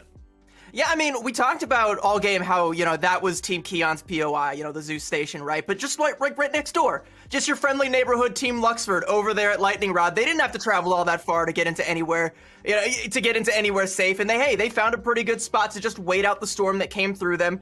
We talk again about Team Keon holding that high ground, but not able to snake out Team RKN. And it all just goes Team Luxford's favor. And they are very good, very consistent when it comes to Storm Point. They know how to capitalize on opportunities like that. We expected to see a lot of action up there, perhaps not this much, but let's see how it impacted our overall game scores. Zephyr, I don't think you'll find a whole lot of surprises here, but Team Nick Merckx actually got pretty far up for how early they fell. Yeah, exactly. Them alongside Mamba showing up here in the top 7 is a testament to the KP that was found in this early game. Graceful, Keon, Arcan, Luxford, and Nano all being present there to the very last moment before we saw things falter. Most notably, though, is the fact that Team Nano is the roster that leads on our game leaderboard here, even though they weren't the ones to win this. Yeah, I mean, game of kills, right? We talked about it earlier, but placements can carry you pretty far, especially in games like this. The ability to pick up kills has really changed the way that some teams end up on our individual games. But in the overall, consistency and placement does tend to be king. So, CB, let's take a look at how that's changed our overall standings. Well, I mean, if you're Team Hackis, it hasn't changed it all that much because you're still sitting pretty on the top, but the gap has narrowed. Team Nano is catching up to you, and it's all these situations, right, where even though you're getting that first place finish as one of these teams, you're still losing out to like second place or third place because they're just getting more KP than you. Team Nano, Team Rambo, also at the top there, they're just being consistent and getting KP, and in a match point format, all that matters is getting over that 50-point threshold and then closing it out.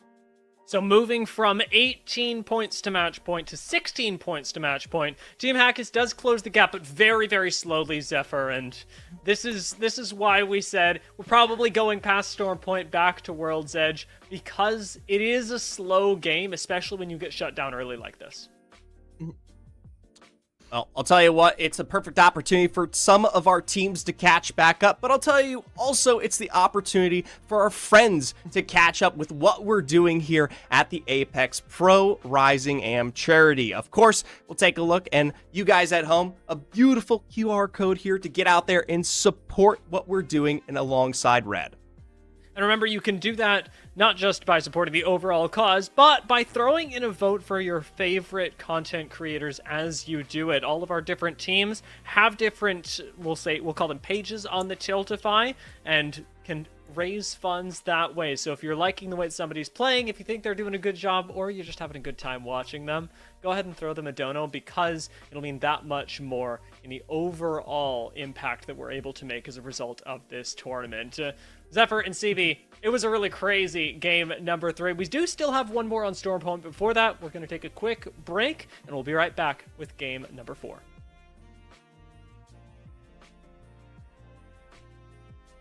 We will be right back. We will be right back.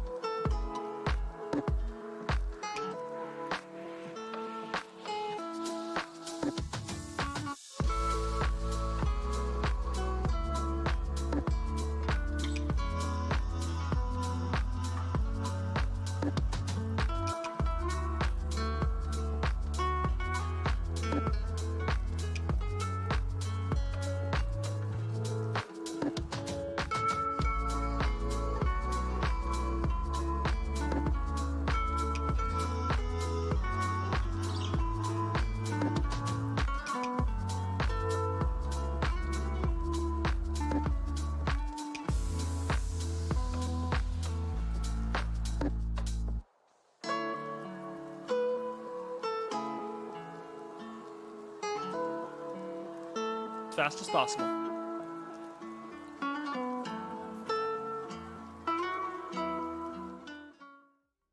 Hello everyone and welcome back to the Apex Rising Charity Pro-Am. We're about to jump into Game 4 on Storm Point as we approach match point. So Zephyr and CB, you know it, you've seen it once. Let's find out what happens in game number 4.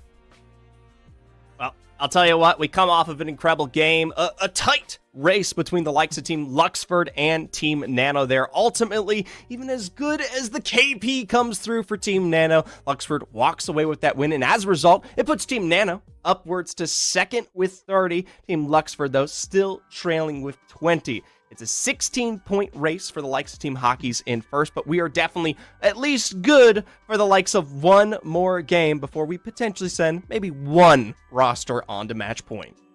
Yeah, I mean, and it's Team Hockey's, right, that has to be the one to close that distance. But even if you're able to win, it does kind of come down to the KP, right? And you can see that in all of the team compositions that all of these teams are playing. It's all this aggressive Bangalore, Horizon, Bloodhound. Like, that's the staple meta right now for a lot of these teams. They want to play aggressive. They want to play that edge style. Some teams are leaning in towards, like, the Conduit. There's a couple of, like, Gibraltar, Watson, or, you know, even Catalyst here and there. But for the most part, it's just pure unbridled aggression from a lot of these teams that is what's carrying them as far up the leaderboards as they are.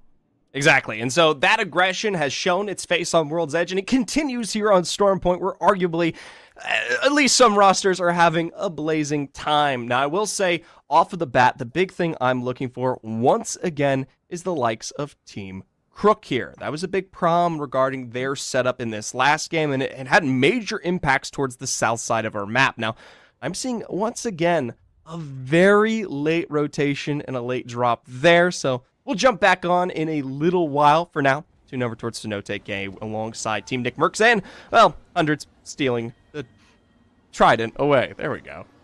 Yeah, but hey, Team Hundreds, they're missing a man already. Someone got caught with the abandonment penalty, wasn't able to join us for this game. We had to get it going, so it's just gonna be Hundreds and Quesadilla. And all right, Team Luxford, you all right there? You already lost Avi. Well, hello? I mean, that in itself looks like a bit of a shame. I don't think it inherently was an issue with the positioning, more so something wrong with the general out-of-bounds format there. As a result, Avali will be coming back. Okay, so we got confirmation. We do have an out-of-bounds drop. A little bit of a try for that recovery, but I don't think they'll be able to get Luxford back into play here, and that's going to be a huge issue for this roster if they have to fight things out this game as a duo. I mean, well, hey, Zetrix has already shown that they can have Zetrix in the role as IGL, so even with Luxford just waiting in the wings, maybe coaching from afar, Zetrix might be able to make it happen. And I believe in Ava's talent. Again, she's been part of that TSM women's roster in the past that has been forging that legacy, that dynasty on that side of things over in the women's comp scene, which, by the way, has some of the best action. And much like this tournament in the women's scene, often allergic to playing zone. We'll see if they can get involved potentially further into our ring. The problem that stands before them is obstacles on top of obstacles. With 20 seconds to go, it's none other than Hockey's who will, well, shut things out in a way that prevents them from playing as a trio here, and maybe even potentially with some extra KP, start off Team Hockey's on the right foot. Meanwhile, you got the ghosts of Luxford just watching like a specter from above, that angry death box overlooking Hockey's there. Despite the early damage that came out with Dyrus there on the Conduit, right, Hockey's is going to be able to live to tell the tale, get back in with the spider loot, get the heals up, and, you know, they're not sweating it, especially knowing that it was a two-man duo that was trying to pressure them out. So at this point here for Team Hockey's taking themselves back to the likes of Command Center, they will try and get looted up. Something that I do note, though, right off the bat is, for the start of this game at least, in terms of general contests and presence from most of our rosters, no one's actually fighting yet. For the entirety of our round one close and its starting presence, most of our teams have actually allowed each other to get themselves situated. And I think that might also come down to the fact that, like, right, coming into it, Team Hundreds, they're playing as a duo, and they were going to have that contest with Team Nick Mercs. You don't want to take that fight, and then you also have, you know, a Team Luxford that are just losing two people off the rip, able to get the res onto one of them, but all of these teams that are already just gimped right out the gate, they can't go in and be aggressive. They don't want to kick things off. They don't want to make too much noise, draw too much attention to themselves. They definitely don't want to do anything that's going to get themselves third-partied. But hey, we might have a party about to kick off here. Team RKN and another team taking an evac tower. Team Graceful here, looking for their escape, at least outside of the tower, will be brought down by damage alone here. And for Team RKN, while it may not be the shots along the lines themselves, it's the opportunity to put them down in their place, well, at least behind what is now this dark veil. RKN showing up, though, will be the first to truly punish, to truly rectify, and send them solemn graves ahead here. Looking past the waterfall will just barely catch Graceful. That's gotta feel bad. I mean, and it's just that one little hole in the wall, right, that RKN's able to peek through, say, hey, I gotcha, punted all that damage from the R9 on from up close. Team Graceful never saw it coming. They thought they were safe. They thought there was no chance RKN were going to push through that dark veil, but they do, and the push has not stopped yet.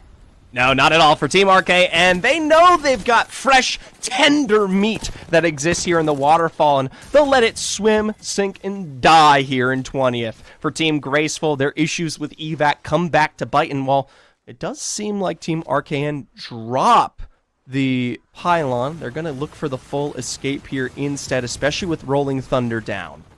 Yeah, that's Team Voltic headed up by Cap 3 that are going in aggressive, popping that creeping barrage, but they're not going to be able to aggress too hard, especially when they're only rocking up with the white shields. They don't want to, overstay their welcome here. Don't want to peacock too hard. You just want to make sure you pressure them down. Meanwhile, I'll let you take this one. It's already done. Job's done. There's nothing to take because GOAT have taken what they deserve here. A nice, fresh, and easy wipe onto the likes of Team Crook. And albeit it isn't the full wipe yet, like last time around, this time it isn't Fiddle eliminated initially, and it's the first KP that I think we've truly seen from this roster as a full three-man force on Storm Point. And like we've been talking about, it's the KP that's making the difference. And hey, even if you're not able to get all of that placement points, it's as long as you're able to get enough KP to eventually reach that threshold within the span of 10 games, because we can't be here all night. Some of us have to sleep eventually. Hey, T-Squared gonna go ahead and take a nice early nap courtesy of Fiddle Dude. Yes! Sorry, I forgot to cheer. No, I love my boy T-Squared. Taught me a lot of lessons on the journey to becoming an Apex caster, and so I'm happy he's back up.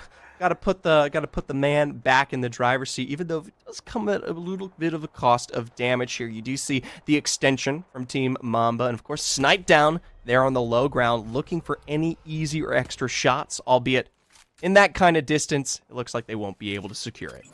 Which is good for you, because that's a conflict of interest, right? With how big of a T-Squared fan you are there, and how big of a Team Goats fan you are. You definitely don't want them to be going at it. You don't want to see them killing one another. You cheering, for T-Squared's demise, and once again, sometimes it be your own homies. I hope he never finds that. He's a great guy, and we'll see how it fares for the likes of Team Imperial. How they themselves pressured back, but with great knocks. Moses there with one on Devaudary, and the full wipe will lead this roster into a further follow-up. Resting Rooster, the remainder, they're down now, out as well. And while there are some shots from behind leading the pack, hopefully Noxies will be brought back into a considerably more playable spot, but full wipes. And this is one of those teams, right, that you'd like to see. You were talking before we came on the air about how much you like seeing the Conduit in the current meta, and a couple teams are busting her out. Team Imperial Hal is one of those teams, and using her to great effect. I mean, it might be where the meta heads when we finally break 3 of Bangalore jail that we've been in for the past umpteen years, it feels like. Yeah, I was about to say, I've gotten, and I won't say albeit sick of it, but there is definitely less Apex to be solved with the Bangalore Catalyst meta at this point. So I welcome Conduit with open arms. If I have to hear one more time about what Civi's put in their hair, I'm gonna go ballistic. Not the character. I mean, like, I'm not gonna pick ballistic, because he's not meta at all right now.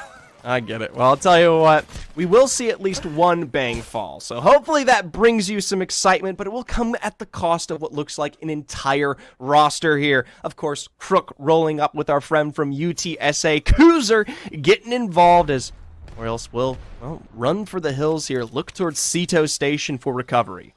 And Orioles was a team that was playing really, really well yesterday, but it doesn't seem like they've found their footing today, especially here on Storm Point. And, I mean, speaking of footing, I mean, you're going to have to put in some fancy footwork as a solo to try and get yourself into a good position to rat. Maybe get some good placement points, get yourself, out towards the lower end of the leaderboards where you're currently sitting. Meanwhile, we got Team Hackis sitting up here on the high ground. Now, notably earlier, they found the knock onto Guy Blaze at the beginning of this game, and that recovery came through in full, given likely the distance between these two rosters here. So as a result, Team Stunny, and of course the namesake, looking for the opportunity to play around angles and maybe source out some of that aggression. This is the composition that, in comparison to just about anything else in this lobby, this comp right here is made for fighting the direct 3-on-man. I mean, and we're about to have a couple of direct 3-on-3 fights right now. Team of Prizzy rolling up here, looting through the wall, invisible death box there. You love to see it. Yeah. A little bit of spectator shenanigans going on here. But on the other side of that wall, what was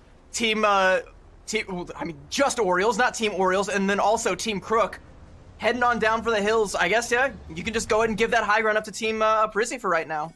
I will say, Team Mamba brought back into it, and of course with those changes to the respawn will actually be more of a threat to be had here on the outskirts of Sito. Granted, in terms of the health available, while yes, Crafter is to the north, it's going to be very difficult to make that exchange into maybe zone direct. Now, Team Goat, looks like they found some early damage. Team Keon left to a single member here, and Team Phony potentially maybe just as bad as well. Keon will be spotted out and onto the other side here. I can't imagine Phony wouldn't be getting involved. Yeah, it's a bad day to be Keon. Just hoping nobody notices him there. But you got sniped down, picking at you with a 30-30 from afar. And as soon as you think you're safe, hey, it's Phony here to reap the KP.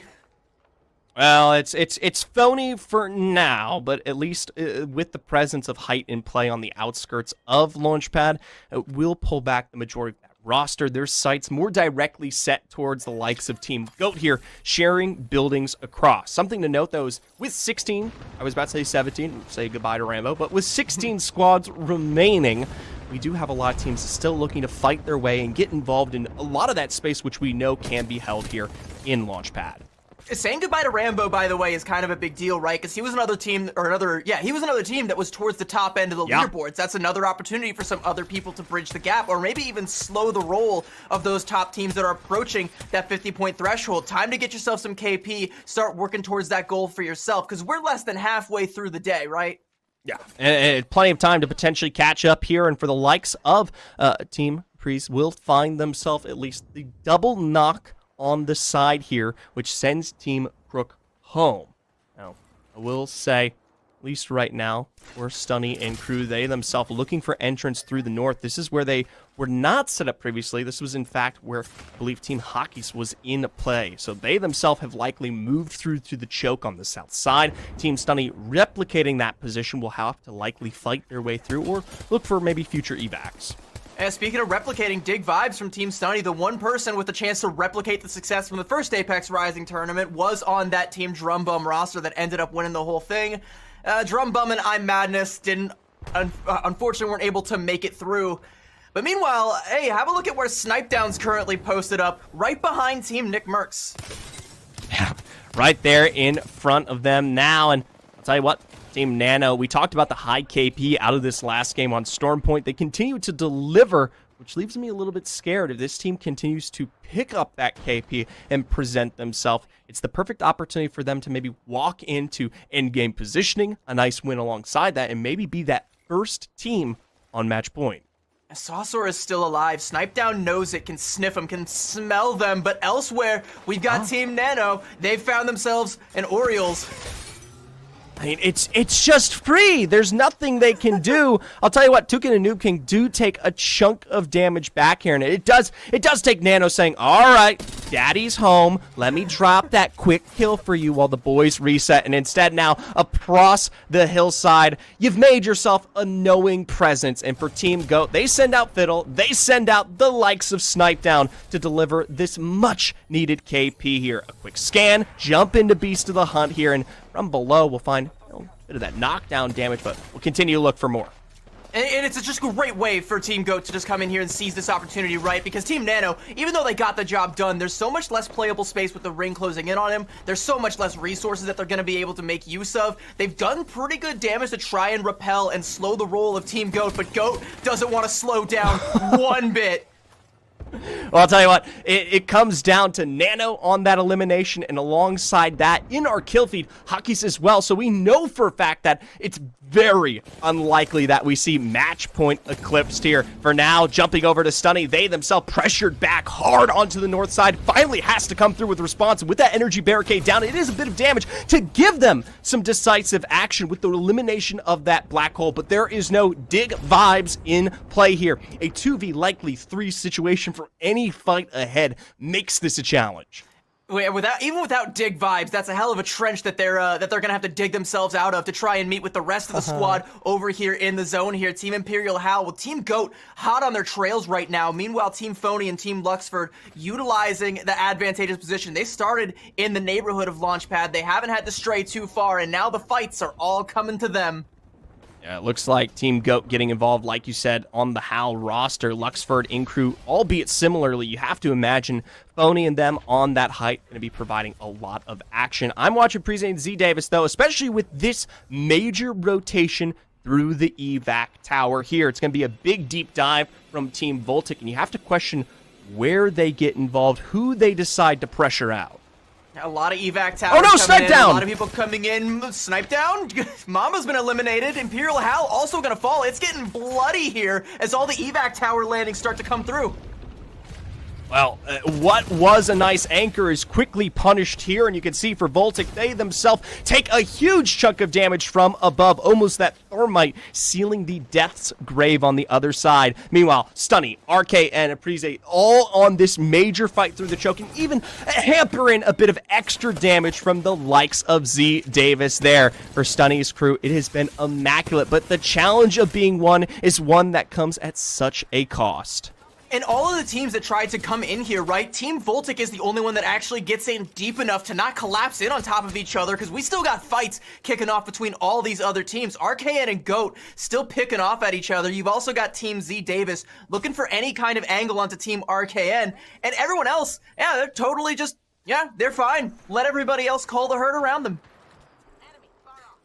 All right, well, I'll tell you what, at the end, we'll say goodbye to Stunny finally here as we jump back into full show title. Team Z Davis in a great spot over on the edge contesting, and it looks like we didn't lose out on Snipe Down. Instead, it's the namesake Team GOAT's GOAT dropped out in that initial fight. So a duo there, a duo here, a duo everywhere in our Christmas holiday cheer. For Team Phony, though, from a presence of this kind of height, they are a dangerous threat, even if they, well, are going to have to drop soon. That was not a decisive drop, albeit now it's kind of decidingly becoming one with only 14 seconds on the clock.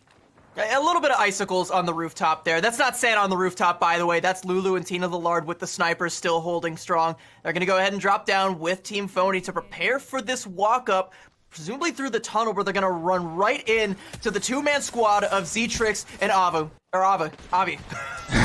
Ava on the interior here. And I'll tell you what, they put damage back in a way that she will come fighting for control here on the red rooms. As a result, for Team Phony, they have no choice but to walk up to Team Z Davis, and this is a position they've been playing for so long. Phony on height here, though, with seconds to spare, with that energy barricade down. It is left up to Lulu to pull this one off. That combat medic support on that conduit. Gotta look for play, but with 3 up in response, it's nigh impossible. It might be resible for Lulu. I mean, not a whole lot of people looking at Team Phony right now because everyone's now collapsed on each other. But hey, we found that's him. One. Have Cap 3 not able to commit because a lot of damage comes in from behind. Cap 3 has to drop. Team Phony is still kicking, just barely.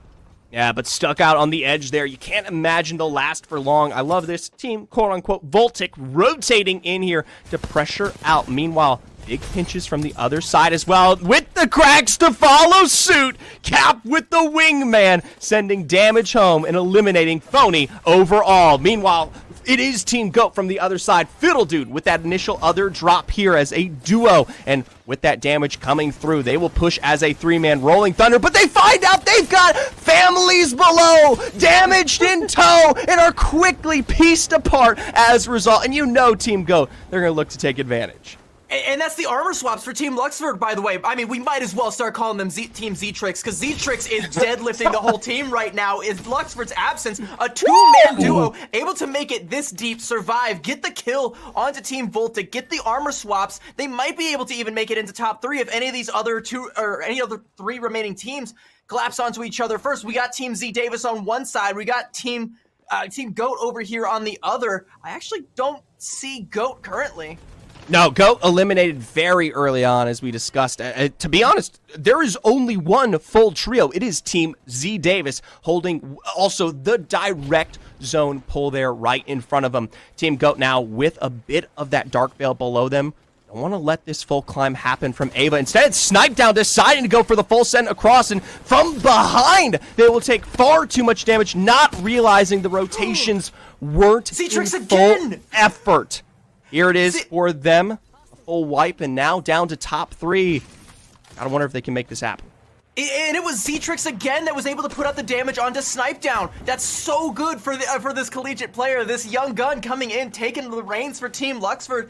That's a top 3 finish. When you were in the worst possible situation to start the game off with, to make it this deep and to take down so many heavy hitters. That's such an accomplishment on its own, but there's still a couple more hurdles in your way, and a big one is Team Z Davis, full strength, all dressed in red, in the holiday spirit. Are they going to be able to close this one out?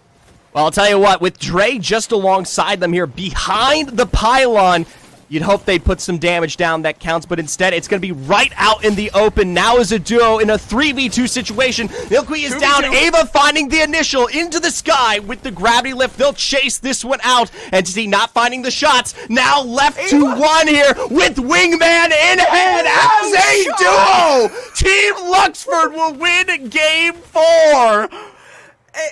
Ain't no way that a team that loses Ava out of bounds and then loses Luxford to try and get the banner recovers as a 2-man squad, just Z-Trix and Ava the whole way through, and they win the whole damn thing. Ain't no shot. Oh my gosh. All right. An insane game. It's a Christmas miracle, Dia.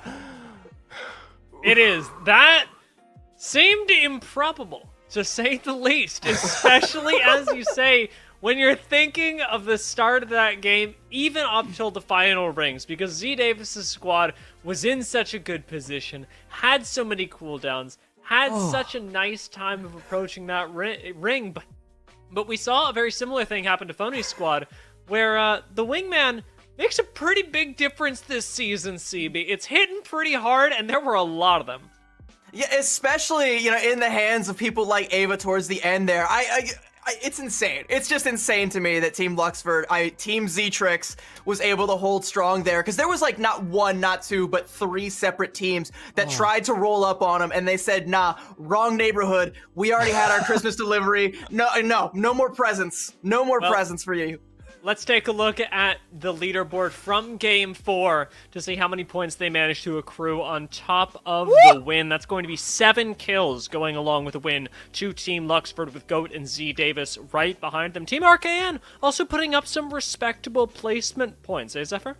I'll tell you what, it is incredible. This is a game for the duos here. Team Luxford, Team GOAT, both in the end as a 2, well, at least person roster there in Team Z Davis. Even though they finished second, they only picked up 3 that entire game.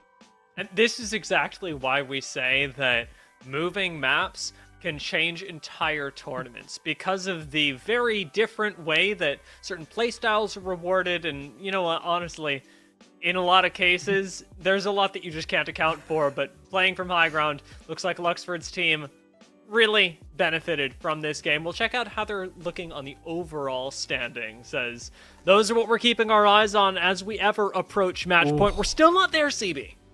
Yeah, we're still inching ever closer. Hackis has been usurped as number 1, now falls to number 3, and I believe only picked up 1 point in that last game, so sitting at 35.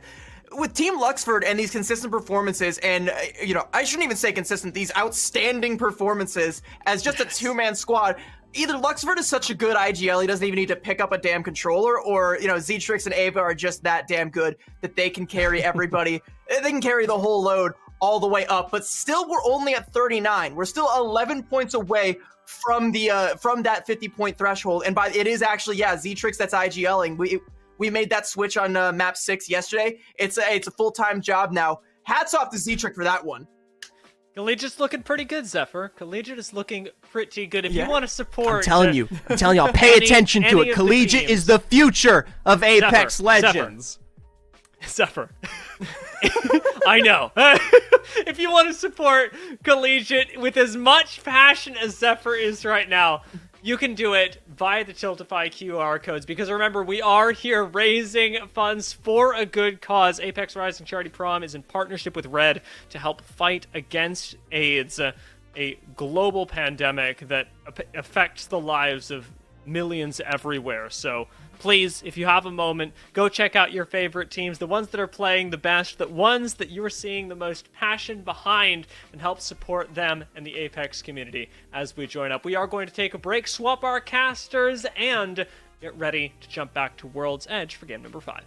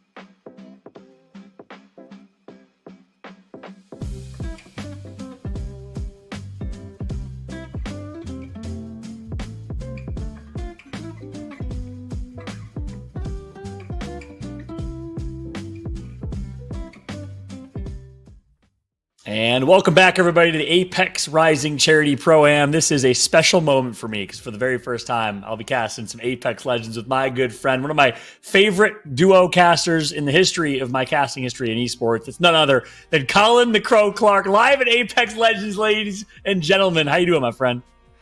Hey, look, I'm doing absolutely fantastic. I'm running hot as a $2 pistol right now because you know how badly I've wanted to get on a mic on some Apex Legends, and it just makes it oh so sweet like a baker's cake to be sitting next to you, one of the greatest to ever do it, Mr. John Fallout Kevalucos, baby. Come on now. Hey, we are a multi-genre, multi-game casting duo now officially, which is insane to think. From Gears to Big Buck Hunter, now Apex Legends. We're jumping in to game number 5 in this one, though.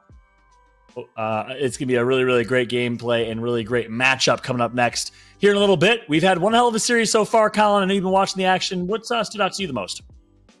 Right now, I think just the fact that Luxford had played with such patience as a duo in last game really steps out to me. That team knowing off drop that they were going to go as a duo the rest of the game, having to play with that kind of patience. And of course, the other teams up there at the top of the leaderboard, teams like Hackus, having the consistent game plan, match in and match out, has really paid off for them, and consistency is key. You know that better than anybody on face of God's green earth. The more consistent you are, especially in this match point format, the better it can be. That's right. And let's take a look as a result of that gameplay from Hockey's, where he's standing in the overall leaderboards right now. Match point still not unlocked. Look how evenly distributed these points are, Colin. It's insane to think about. Team Luxford, obviously, with a massive game. More recently, Team Nano in second place, Hockey's in third, as you mentioned. And then our boy Guy Blaze holding it down in fourth place there, Colin. Without a doubt, Team Stunny having Guy Blaze on the squad. Earlier in the night, they had this weird fight going on. They were on the low ground. They kept getting revives off of the gold knockdown. I was praying. I said, look, just get my man Blaze in a fight. He'll make a miracle happen. I swear to you. And he did. In the middle of his gold knockdown reses, Blaze actually pushed that squad. I know exactly what game you're talking about, game 3 or 4. Pushed that squad, kept his team alive. He's showing up and he's making plays as well. That's what's so awesome about this event, right, Colin? You have Apex Pro players who people are used to watching day in and day out in the ALGS. You got content creators. You have Renegade from Halo. You have all types of players from all different backgrounds. It's amazing to see everyone come together. This amalgamation of great talent. Yeah, you get all of these great players from all different walks of life coming together to support such an incredible charity, such an incredible cause. I think that's been the best thing about it. You get to see the top tier analytical ability of somebody like Imperial Hal yesterday coming through, making his team look like they were just aces. They're struggling a little bit today. I don't expect them not to pick it up here in the next game or two. Let's take a look at these drop spots, though, especially going into World's Edge and Fallout. I love the fixes they did to World's Edge. I love the way that they've made this map a little bit more rotational heavy. You got to realize where you're going and quickly. Yeah, that's right. And as we notice here, moving back to World's Edge, the biggest storyline that we caught, I'm sure Colin, you watched it as well, Goat versus Phony. That's Snipe Down and Goat playing up against Snipe Down's former teammate Phony alongside Lulu Lovely and Tina the Lard. That's a really great matchup. So far, it's been pretty even. Snipe Down clutched 1v2 in game 2, so they're tied 1-1. This will be a little bit of a tiebreaker game here in their third game of World's Edge. That's going to be something to keep a close eye on. And then outside of that, Colin, it's been a lot of northern zones. I'm really interested to see if we get some southern zones here to even out the odds here a bit. Oh, I want to see us go down by the lava. I want things to not just get hot geographically, but in the barrel of the gun. I want to see these teams get in the CQC, and I'm not talking building to building. I want to see these people put out in the middle of the open and let God's eye come down and look at them. So I really want to see these zones start to kind of shift around World's Edge. Gives us some pretty unique fights and spots to look at. Yeah, that's right. We'll see what zones we get going into game number 5. Just a reminder, everybody, we obviously are so close to the $31,000 fundraising total. And there's incentives. Each community that's fundraising, each captain will unlock these products at certain levels. We've already, as a collective, unlocked the Power GPU computer that's going to be given away to the entire community. And of course, first 8 captains reach 5K, get the Panasonic SoundSlayer headset, 8K for the Red Beats headphones. So please consider digging deep, donating for a great cause here. And you can obviously win some great swag, great products as a result here. But did get word gameplay is just about ready to come. I'm going to ask you. We're going to start strong. I'm going to throw you some fastballs here. I know you're a baseball fan. Yes, sir. Who's winning this game? Give me a prediction. Who's going to take game 5? I expect to see Imperial Hal get his team ready to go in this one. They come away with the 12 points. I say get about 7 KP across the squad as well. They make that top 6, that top 5 situation very interesting because you see a name like that start to creep back up the leaderboard with his history of getting into those game point matchups. Things get dicey. You go to World's Edge. Hal's been great with the rotations on this map historically for him and his squads. I do not expect to see him continue to falter and be in that middle of the pack. I expect to see those big dogs start eating. Yeah, I like that pick. I think Imperial Half, especially if it's a Southern Zone, will fare pretty damn well. But guess what? Gameplay is ready. For the first time in Apex Legends history, we got Fallout and Colin as a duo. I'm so excited. Y'all don't even know how much energy is about to be blessed on this broadcast. It's going to be a great Game 5, a great cast with my good friend Colin the Crow Clark holding it down here on World's Edge. Colin, kick us off. Well, ladies and gentlemen, as you see World's Edge, that dropship going right down the center, it's cutting this bad boy in half like a good cookie you trying to separate amongst your kids. Everybody coming out of that thing. We're going to get a couple of shots early, I think, right here, because you talked about it in the beginning. Snipe Down gets a perp off rip, by the way. Snipe Down's ready for the fight. You know he's going to be itching to get into it. Yeah, he's in the last alive for his team, but I want to see him be a little bit more tip of the spear in this fight, as he can obviously entry frag with that purple shield. And has a Spitfire in hands. Look, a lot of people like to sleep on the Spitfire. I am a massive fan of Spitfire in early game. I mean, 35 rounds, decent range on it. What's not to like, baby? I know LMGs get a bad rap because everybody don't think they take skill, but at the end of the day, if they get the job done, they get the job done. But that purple shield's gone quick, fast, and in a hurry, and Snipe Down. They're going to take that gondola, and they're going to try to get out of dodge quickly and get back into this engagement in a few moments. Wow, that was insane. That was like a Polar Express, but in real life here. It's holiday season, right? Hopped on the train, was able to get out of dodge and survive. Just barely, though. That purple shield, like you said, got decimated, disappeared. And a nice check from Goats, making sure that they're not taking that Polar Express right back to try and fight him. Yeah, this is going to be one of those situations. We go all the way across, though, over here to Lava, and just taking a quick look at who's getting tagged up early, and that's going to be Mario XYZ having to get those white heels off. See him hitting the full medi there. Teammates also on the bottom trying to find their opponents. And Renegade, who has been stout for his team all night long, look to try to get some early shots in with the Flatty, but now the L-Star is going to creep up onto the build, and he's going to try to get some of this early initial damage. Reinforcement there on the door, trying to make sure if he needs to close it, not get pushed, he will do so. Another set of spikes goes in, shots over the top. The horizon gets missed, though, and jumps down after him. This is going to get dicey quickly, and I'm not talking Julien. That's right. Jumping on board with Renegade here. Halo World Champ. Nice L-Star use from Cap 3. He's going to be the one to get first blood. AOFPS gets knocked early from the L-Star, but it's not over yet. L-Star in these fights, so incredibly powerful, and that's going to be a nice, clean squad wipe. No one takes any casualties, Colin. The L3 survive. Cap 3 with the dub. Unbelievable team fight there. They come away with it, like you said. Nobody even goes down. There's a lot of damage done, but nothing too sweaty, nothing too much to worry about. And again, I hark back. Renegade earlier in the night had some fantastic plays. I was getting to talk to Hodge over there in the green room. That man knows what he's talking about. He knows his stuff. Dang near an encyclopedia. And I was loving listening to him break down the plays by Renegade. So I said, let me keep my eye on him. Every time the POV gets on Renegade, I expect to see something big happening. But you can see we're starting to get a bit of a cluster down there. Across from the tree over at Thermal. I mean, designful, graceful, crook, Hawkins, everybody's about to get into some action down here. We might see a few more teams bow out early that we didn't expect. Yeah, and typically this thermal station zone, everyone's able to find their own real estate, but you're right, everyone's going to be vying for the best real estate, so a couple fights will certainly ensue, but very fast rotations here. Look, it's Game 5. We're getting close to match point. Teams are going to rotate early, try to get as many points as they possibly can here in this competition. I'm board with Crook right now, as they find themselves against a fight, I believe, against Alliance Hockey's here on the south side of the map. Yeah, Hockey's was having to play back because you saw where teams started to fly in from that top. You see Designful still holding down the top middle of that Thermal, and they're going to be able to take God Spot and just overlook everything. Hockey's is playing back into that building. We're going to just take a bird's eye view over top of Capitol, though. And right here, you see one of those big changes where they started the construction site there. Love all the new zip rails, everything that they were able to put in that fight. It made for some pretty interesting CQC battles. You're a big fan of just, hot dropping and trying to get into some fights. But over here, Guy Blaze, the guy I was talking about earlier, he tries to push up on Saucer. And that is, is that friendly fire? That's Team Nick Merckx fighting Stunny. And that's Blaze and Nick's team going out. Is that friendly fire, John? Technically speaking, yes. Nick's not playing today, though, unfortunately. Wasn't able to make it, so officially not. All up to Stunny. Last alive for his team. Saucer has literally, you can breathe on him. He gets knocked right now. A couple more shots. All that's going to be needed. But no, it's going to be a turnaround. Almost does it. Stunny, though, in control of that fight. And Team Nick Merckx with Saucer as a sub does get full wipe. So, again, Team Stunny not losing in these 3v3s, Colin. That RE45 almost let him down, but Hemlock in the back pocket ain't never a bad weapon to be able to lean on. Stunny comes through with those final shots to get that kill, and for them to come away with a clean sweep of that team of Nick Merckx, and he goes out early in this one, or his team goes out early in this one, and you see Blaze probably thanking the good Lord above they get to stay in this and keep rotating around, because you said it, they're in that top 5 situation. They get a win here, they put themselves on match point just about. Yeah, that's right. They are close to that match point threshold.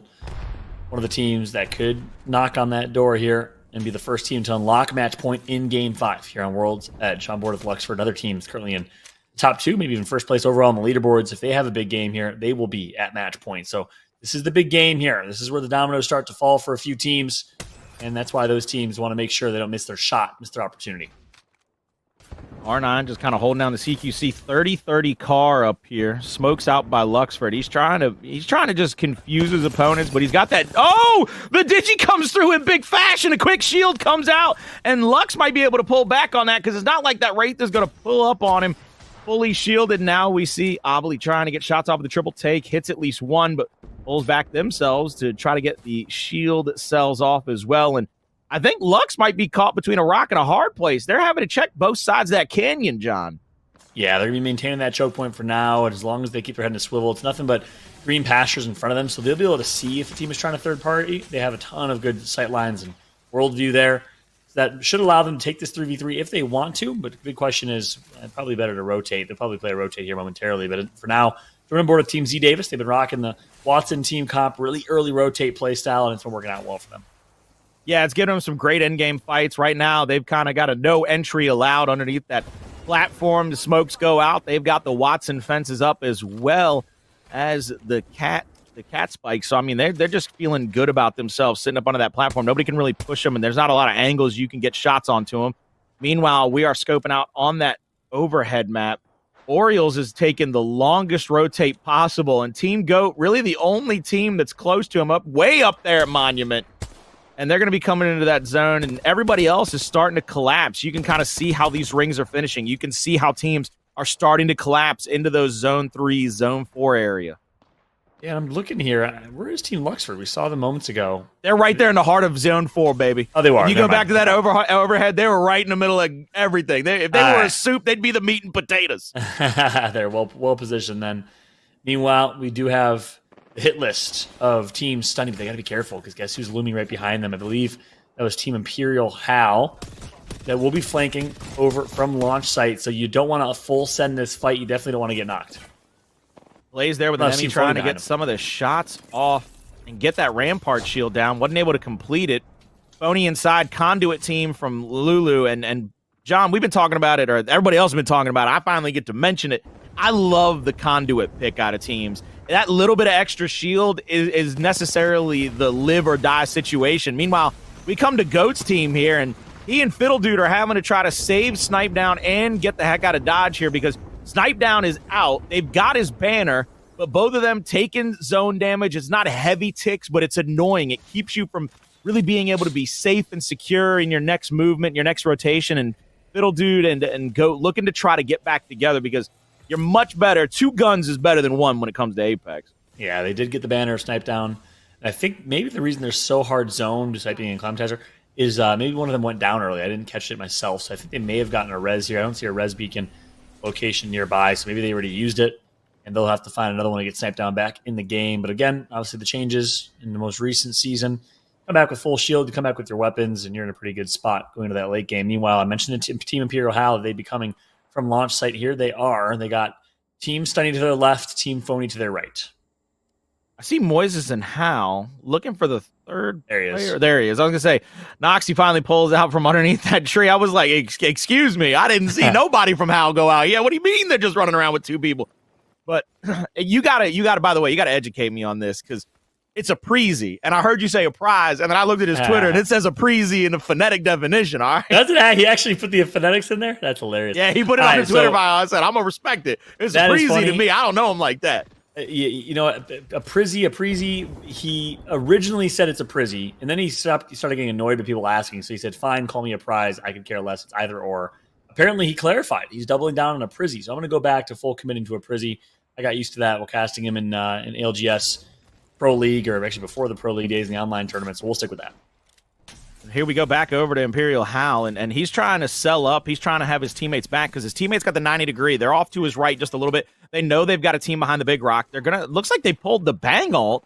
They're gonna drop the rockets just yet. Nah, no artillery coming down just yet from Moises. There's gonna be Noxy. Big shots in with the R9, but not enough to really put him on the back foot. Doesn't even get the shield. Hal trying to look for a good angle into that window. Will get tagged up a little bit, and we'll be able to try to hit that beautiful bat, but the conduit ult comes out. It will stop him from pushing directly into that left-hand side of that building, but it will keep that team inside. The team up top, though, has all of the angles to shoot down on both of these squadrons. Is Hal going to be able to push in here? Yeah, and they did drop a conduit ult in there as well, so they'll have to get through some debris to try and make this push, especially with these nades going to put them in their place here. So, oh my god, this is risky. Moises goes down.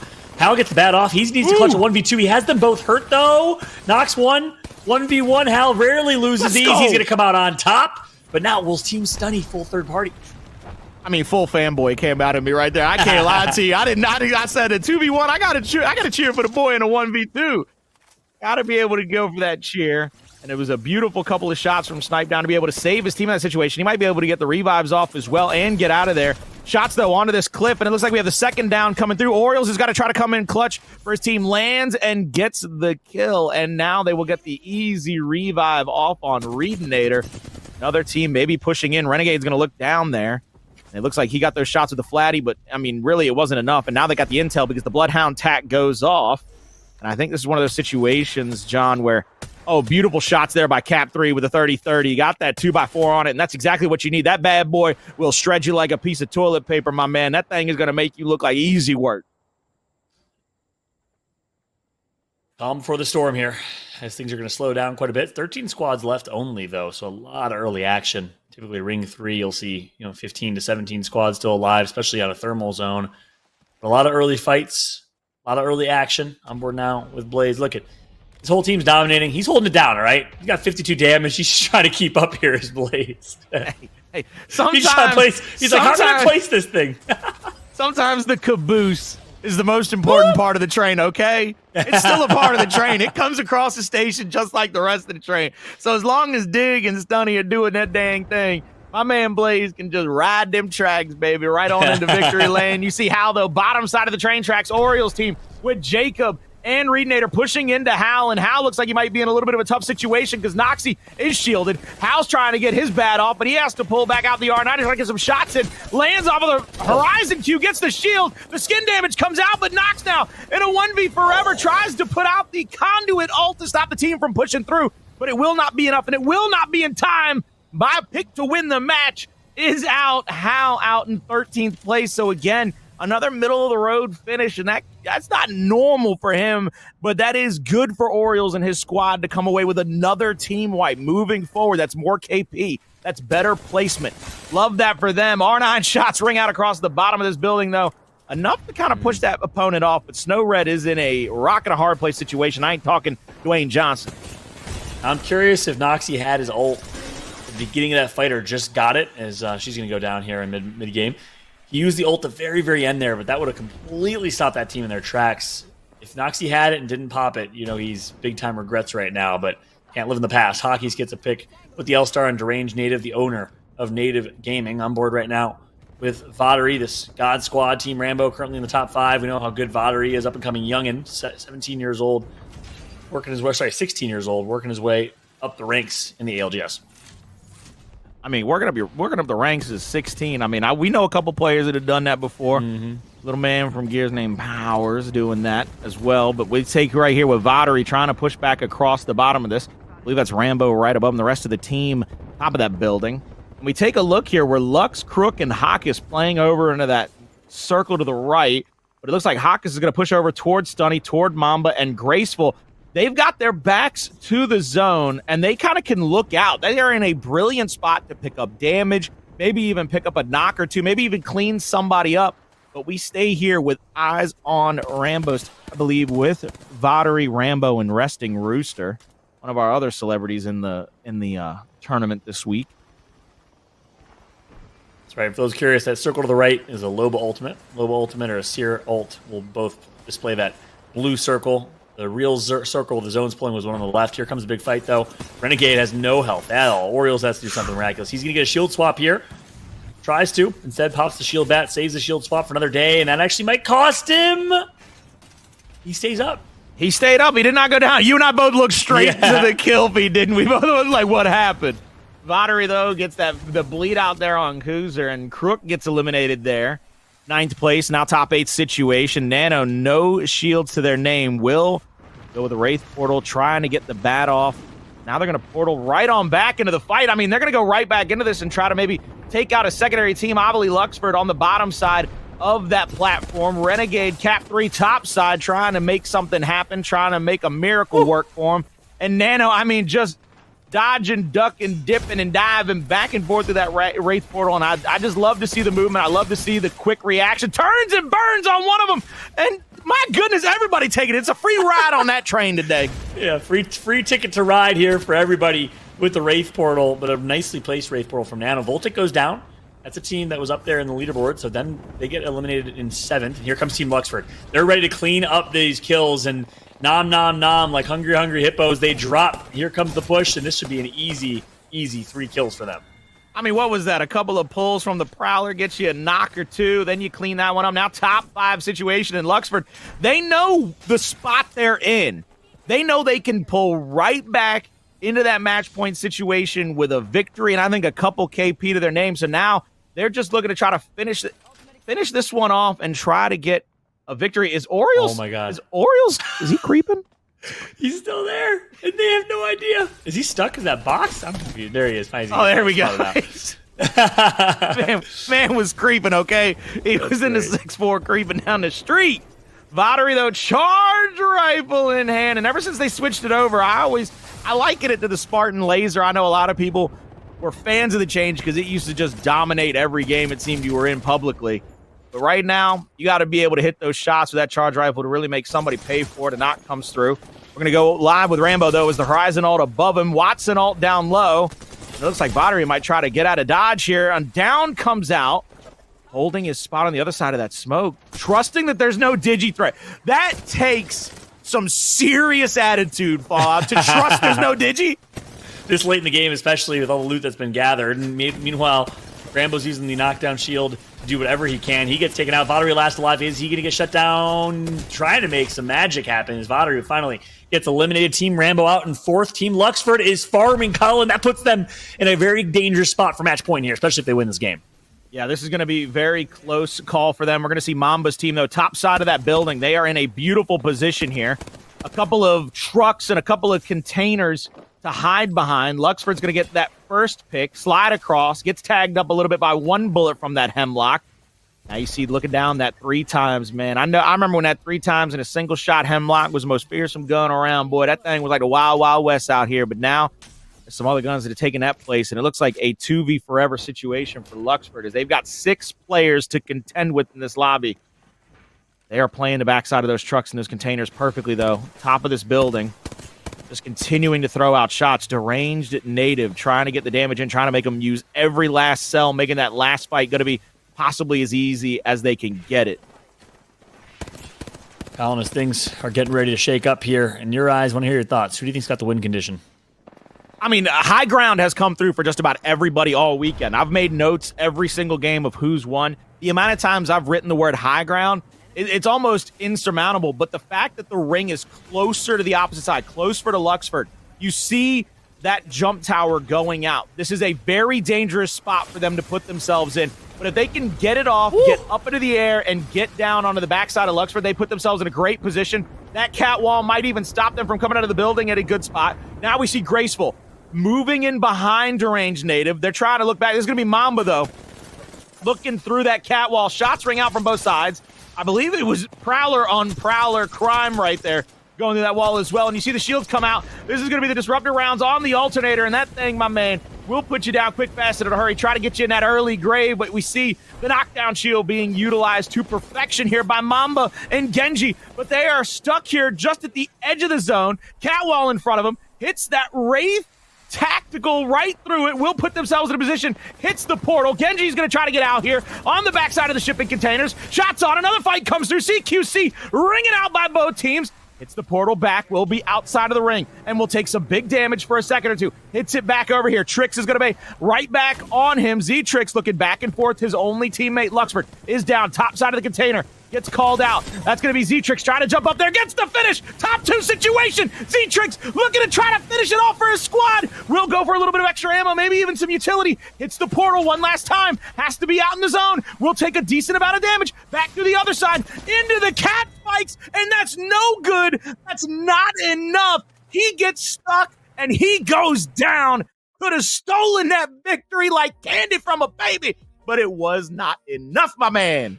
And I am all smiles because Colin play-by-play and Colin Hype enters Apex Legends, baby. Welcome, my friend, to casting some top-tier Apex here. Hell of an endgame call right there. And a great job from Z-Trix. Obviously, he didn't get the win he would have wanted in a couple of unfortunate situations there and maybe a misplay getting to that portal and then hitting the cat cube. But before then, clutches up, stays alive, last alive for his team as Luxford goes down and actually kills the last member of Team Mamba, I believe it was, to take the second place spot, which gets him an additional 2 placement points plus the 1 kill. Huge plays from Z-Trix. And the crazy thing is, Colin, this is the amateur player on this team. He is a collegiate esports athlete competing and showcasing how good he is on a main stage here. It's so impressive to see.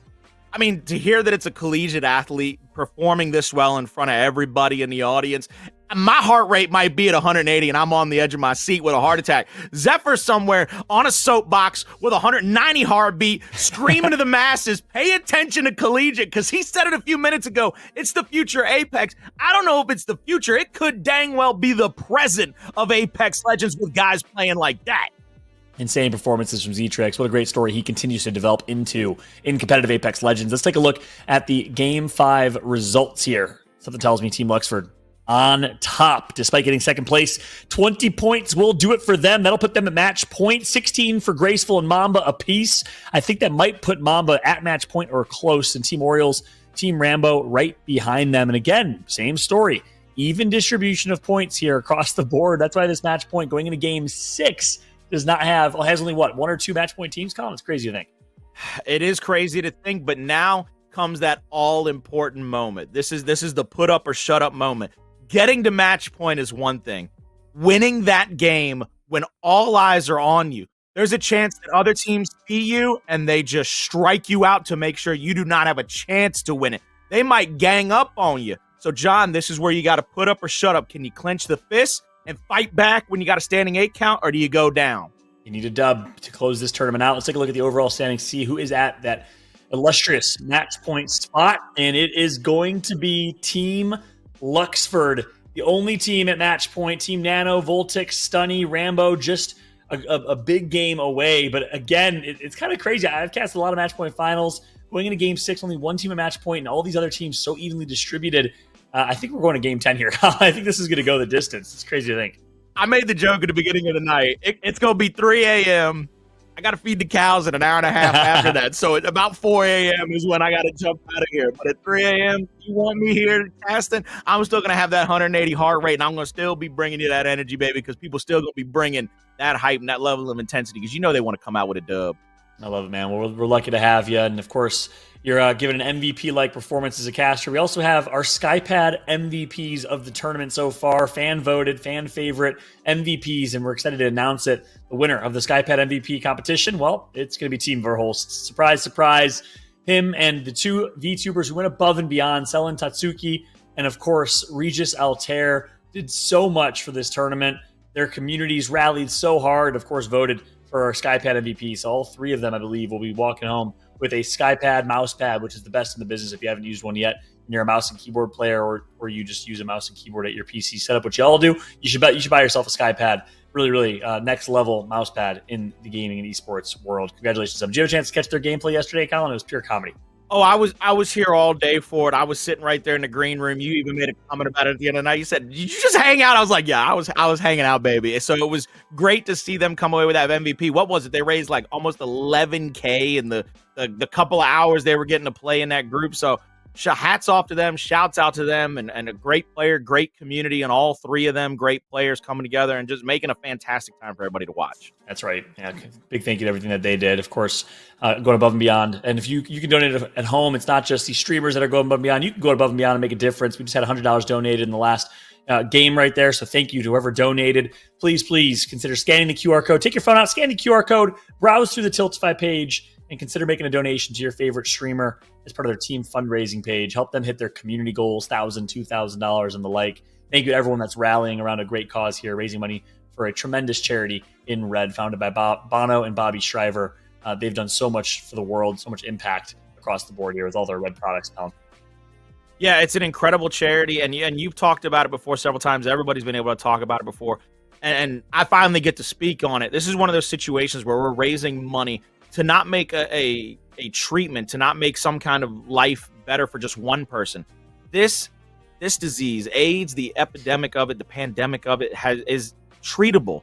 But there are so many out there that don't have the option, don't have the ability to get those treatments, to get the education and the proper care necessary. So that QR code, it's not just a QR code for you to donate to a great cause. It's a doorway for a human to have a better life day in and day out. So if there's no other reason than to possibly make somebody's life a little bit better, what other reason do you need? It's the giving season, baby. You know it's holiday season. Yeah, you said it so perfectly. And what people don't realize is the AIDS pandemic actually affects women and girls more than any other demographic.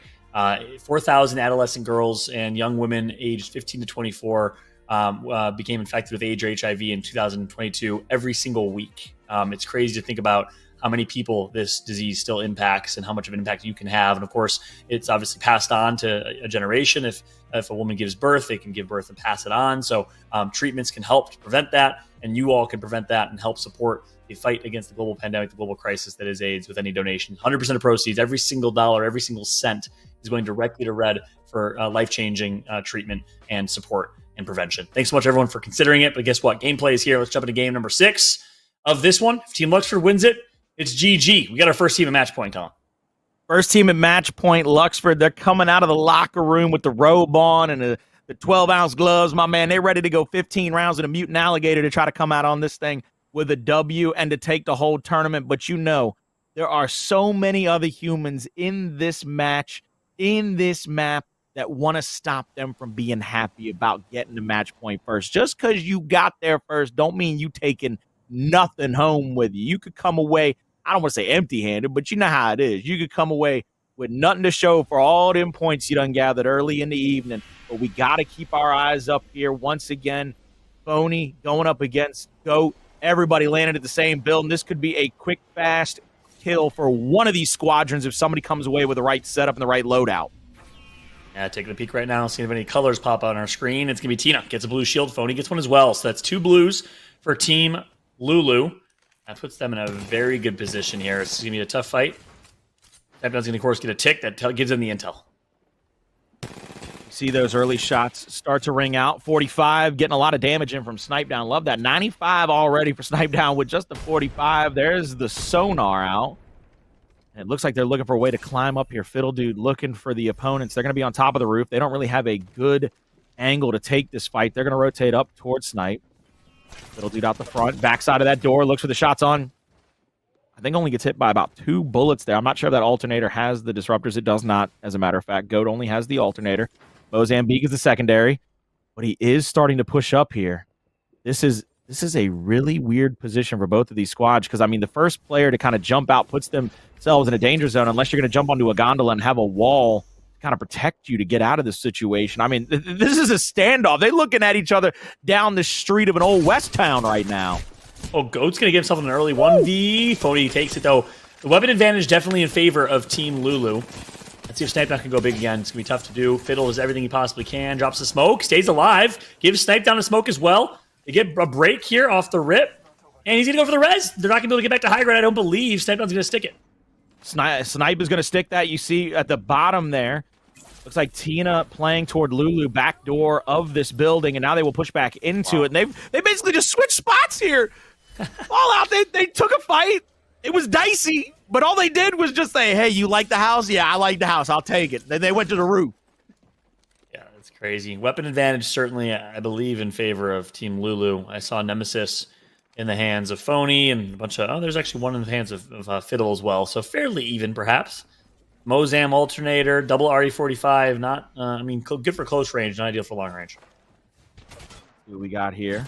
Snipe down again. Has been pretty picture perfect with a Gosh, here we 45. go. I mean, just sliding back and forth. Everybody looking for that initial damage. Once you get enough of it, you have a chance to kind of push on in. Snipe is going to bait that Horizon Q a little bit and just try to get somebody to push out and try to take that fight against him. Because, who better to take that initial fight than Snipe? I'm not trying to say nothing, but I'm trying to say something, all right? They're going to switch spots. They're going to switch spots once again as we move away from that fight. That tells me more of the same. Meanwhile, Renegade knocks one that goes down as well, so we'll probably get a revive for a revive here. And I like this from Cap 3. Cap 3, instead of kind of playing for the knockdown on his own team, Cap 3 looking for the fight himself. He's pushing back as hard as he can go to that cliff's edge. Backside of the cat wall. Shots on. Hits the skin. Hits one shield as well. And Cap 3 has yet to lose his purple, but will continue to put himself in a position to try to take this fight.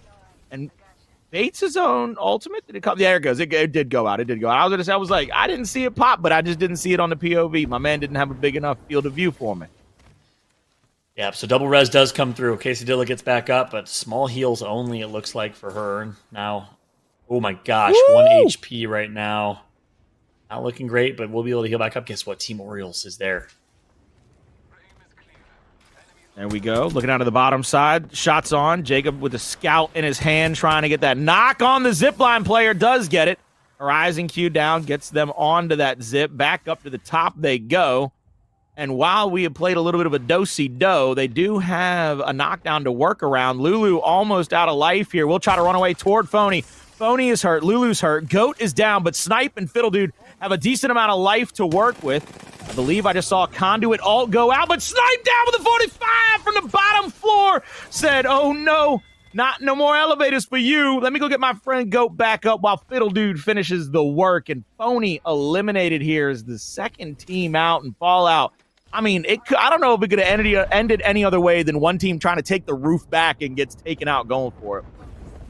At least we got to watch the end of that finale. Meanwhile, look at Arcan. All right, they're going back to a normal team comp. No longer meat squad. They got Bangalore, Watson, and Arcan on Wraith with the longbow in hand, channeling his best nice wig impression as Arcan right now. Meanwhile, his former teammate Rambo going to get a knock on Moreover in the kill feed. Looking about cross building the building, trying to get the damage out, and has missed a couple of shots here. So settle the tea kettle, okay? You gotta be able to find a way to aim up and get it down there. If you're gonna be rocking that longbow, you gotta make those shots count. It's big damage, and it can give your team that early advantage to push in. Noob King down here, bottom side of the bridge, basically playing the troll spot. I mean, trying to make somebody pay the toll to the troll so that they can eat a roll. Now you see Nano taking the Wraith portal back to the opposite side of the bridge, over to their teammate.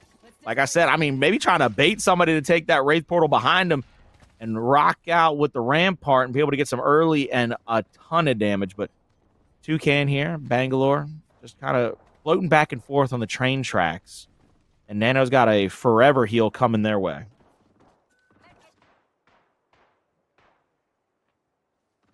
We see Dyrus on screen right now. I never thought I'd have a chance to cast Dyrus in any esport. Someone I idolized and looked up to tremendously in college, watching him play competitive League of Legends, top lane for TSM. It's going to be Hawkus looking with Dyrus around, but I mean, this is one of the situations where now they've got to play this out as a two-person team, as their teammate, their respawn banner has timed out, and they don't have any of those support players to be able to craft that banner back. They are rocking an assault and a controller here with Watson Bangalore. And as you take a look, once again, hundreds, a long rotation coming for them. Goat even longer away from the zone, and you see everybody else starting to really push toward that next ring, that ring 3, but Luxford is in a pretty tight position. They're at one choke point with Nyx Mercs, Z Davis, a couple of teams right around them, so things could get dicey, and you go on board with Orioles team, and Jacob and Orioles trying to just slide back down the hill. They're going to go for an even longer rotation here. That's right. Meanwhile, Cap 3, Renegade, and Co. running nearby in parallel. Might see that fight ensue here. 18 squads. So many teams still alive on this zone. We asked for southern zones. Well, we got them. Good to see some balance here. 2 northern zones in the first 2 games, 2 southern zones in these 2 games. It's Designful's on the flank. Yeah, you see Designful trying to get the shots out. Jacob, go back over here to team Nick Merckx. This is Sorcerer, as Nick was not able to play today. As you pointed out earlier, Fallout. So we will see Sorcerer and them play for Nick Merckx. We go over to Stunny's team, though. Dig Vibes, another youngin, along with Guy Blaze. They're going to push through this choke point, which Luxford's team was in earlier, but it looks like they have indeed rotated out of here. Unsure where they have taken up refuge. As Stunny's looking to try to find a... There they go. They've just moved to the other choke point.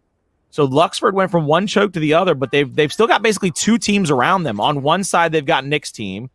On the other side, they've got Stunny's team. So they really are between a rock and a hard place. And you can see, I believe the crafter's being used right now, and Luxford's going to try to use that to their advantage. Smokes go out, looking over to that crafter. Ooh. Shot off at a 57, and the shield crack, but not able to get the secondary shot. And now looks like they'll probably pull out the bat in a moment because they went up from that blue to that purple in the Evo. So there goes the bat as called. And, John, they are still having to try to play a little bit of defense because you don't want to get pushed by the secondary team.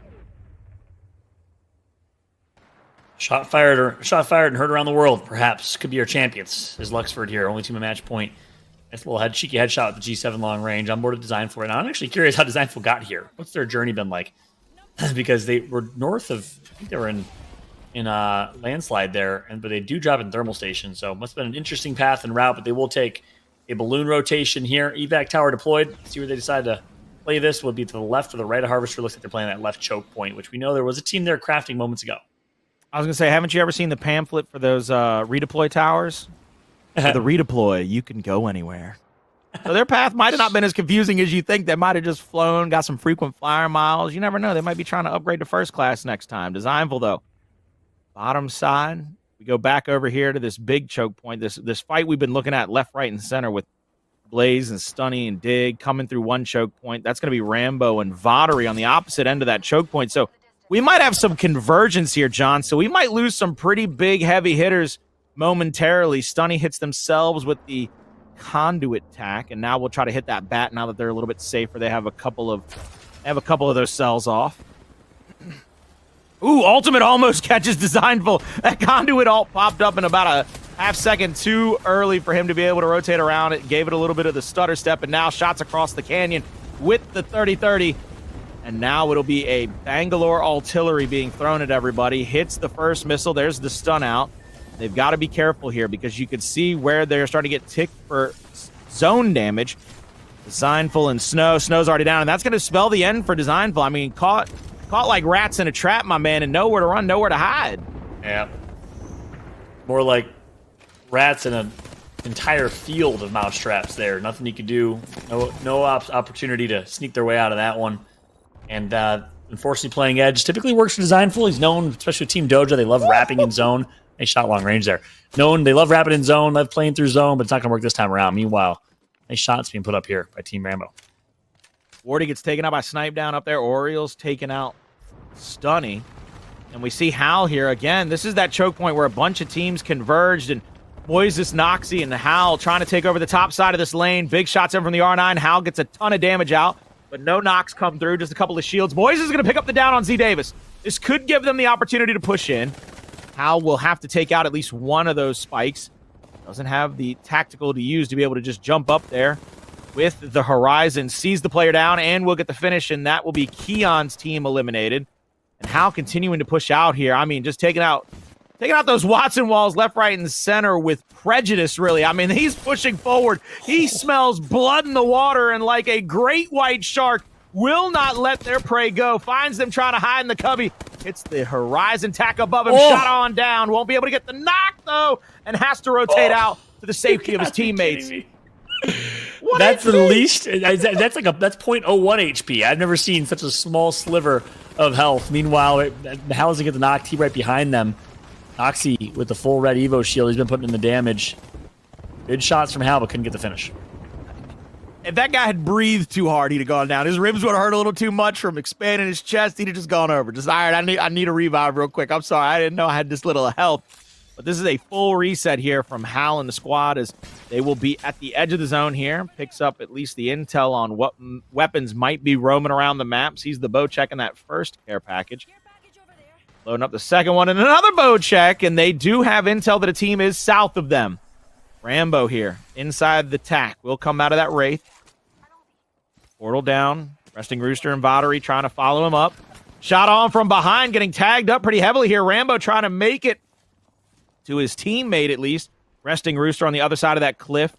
Will give him a little bit of respite, but this is going to be Luxford. Luxford quickly sliding in with a 45, getting the heady and taking him down, and that will be another kill for them, but the kills don't matter. The W does, John. Luxford here, one step closer. But still, 14 steps to go. He's got 14 teams ahead of him, sitting pretty well positioned here on this choke. And he's going to have to deal with Stunny right below him, who might get dealt with already by Team Nick Mercs. But as long as they clear their south right there, I mean, they own this south. Hal's their biggest threat to their right. Arcane's there still lingering. So I think they're well positioned, but they're certainly going to have to earn this game, Colin. This is not a gimme. They have a lot of tough teams to get through, including Team Imperial Hal. I was going to say, Nick Mercs probably needs to try to pick on that player from Stunny down there and then try to pinch out Luxford because they know that they're up. They know they're on match point. This is one of those situations where the enemy of my enemy is my friend if you're trying to come away with a victory and not just another match point. So you see Hal going up the zip line after coming off the horizon queue, getting themselves as close to the top of that jump as possible. Now that they've hit the tower, Luxford knows that they're pretty clear on that opposite edge and knows that they might only have one team pressing them. And that's going to be, I believe Hal landed right behind them. But didn't he try to just sneak up on him? Who is that snuck up on him? Was that Z-Trix? Z-Trix snuck up on him. He's trying to make plays right now. Is Z-Trix trying to back out, though? Put himself in a bad spot. Dangerous plays from Z-Trix, and he goes down. It's going to be Max Holloway, who gets the knock. UFC fighter here showing what he's got in Apex. I've been so impressed by his play. Z-Trix is going to be knocked and eliminated. Team Mamba also out of this one. Luxford now has to do it as a team of two. Now it's going to be shots in. Luxford trying to slide in, but there's going to be the artillery from the Bangalore, and you can see the zone closing in, trying to push them even further forward. The smoke comes out.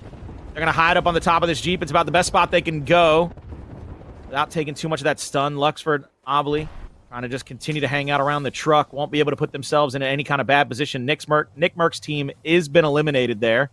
We are not yet into a top 10 situation. We still have plenty of lives to live for so many people. Fiddle Dude taking out Toucan there in the kill feed, but this is going to give time for Luxford to try to regroup, reassess their situation.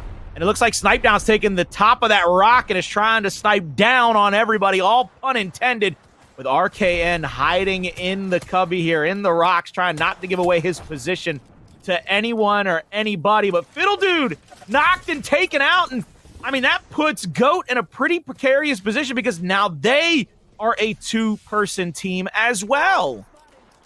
Yeah, Team Nano out, Team Mamba out. I believe those are two teams that were close to match point, so it's good for Team Luxford. On board with Hal right now. Noxie goes down early. Hal and Moises going to have to do something pretty insane right here. I think they may be able to get a res, though. Yeah, they're right in this little cubby. They are at the train tracks. There's a couple of players behind him, but Moises is going to get tagged up. Noxie goes down and out, and Moises down and out. Hal trying to get away from this is tagged up, and he goes down. So all that good movement, all that fancy dancing for nothing as they leave the dance with no partner tonight. We're going to see Hackus throw out the redeploy, but now climbing over. Hundreds looking for a fight here. Shots through the window. Being able to get that first shield down with the R9, and they know that that team has to come out of the building. They'll be in a pretty, difficult position, but they got great arc stars out to try to stun up their opponents going into the fight. Shots through here, ringing out, getting people shielded. Luxford, Ovely playing to the backside of the zone here, trying to get shots out. His teams are forced into them, pushed into them. And John, they've got to play carefully because they know that all these teams are pushing back into them. They can't take too much damage. They got to try to make this about the long game to try to get into that top 3 situation and probably come away with this match point win. Wow. Still alive as a team of 2. They were a team of 2 last game with Z-Trix and could not pull it off. They do have a Moby. I don't think they grabbed Banner, though, so that would have been massive if they did. Little do they know a Moby will be flying and dropping right in their face, but here comes the push. This might be it. This might be the game. This might be the tournament here. Nate taking high ground is Luxford. Great use of the high ground. Great damage put in from him. He's insane. No scope needed with the Iron Sights R9 pay to win skin. Knocks one. Jacob gets taken out, turns, almost knocks him, does knock another. Luxford is an animal. I mean, with shots like this, it don't matter how much you paid. My man got skills to thrill. He's exciting and delighting everybody on the map. And now Hawkus looking to try to rotate to the backside of this rock as Luxford had to give it up to go for that team wipe. Top 5 situation. I believe RKN is still hiding in that cubby. So still kind of just, oh, he got found. There it goes. Top 4 ensuing. There's going to be the Bangalore smoke out. Cap 3 with a down on KC. Crazy. And this now, Luxford knows they are in prime position to finish this game off. Another shield comes through for AO, trying to get the 30-30 shots to ring out. Reloads the 9, and now looks down to the bottom, gets the shield again on this Catalyst, trying to make life so difficult. Goes for the punch, but hundreds eliminated as they do not get the knockout blow. So wait a minute. 4 players are left. It's a 2v1v1 team. Luxford might be able to close this one out unless Hockeys can pull some magic out, or Cap 3. Both players, phenomenal players, and they can play spoilers. So all Luxford novelty do, I think that they know the situation here. I don't know if they know that Cap 3 is a solo. They just have to play as a team of 2, hold hands, trade shots, and they'll be the champions.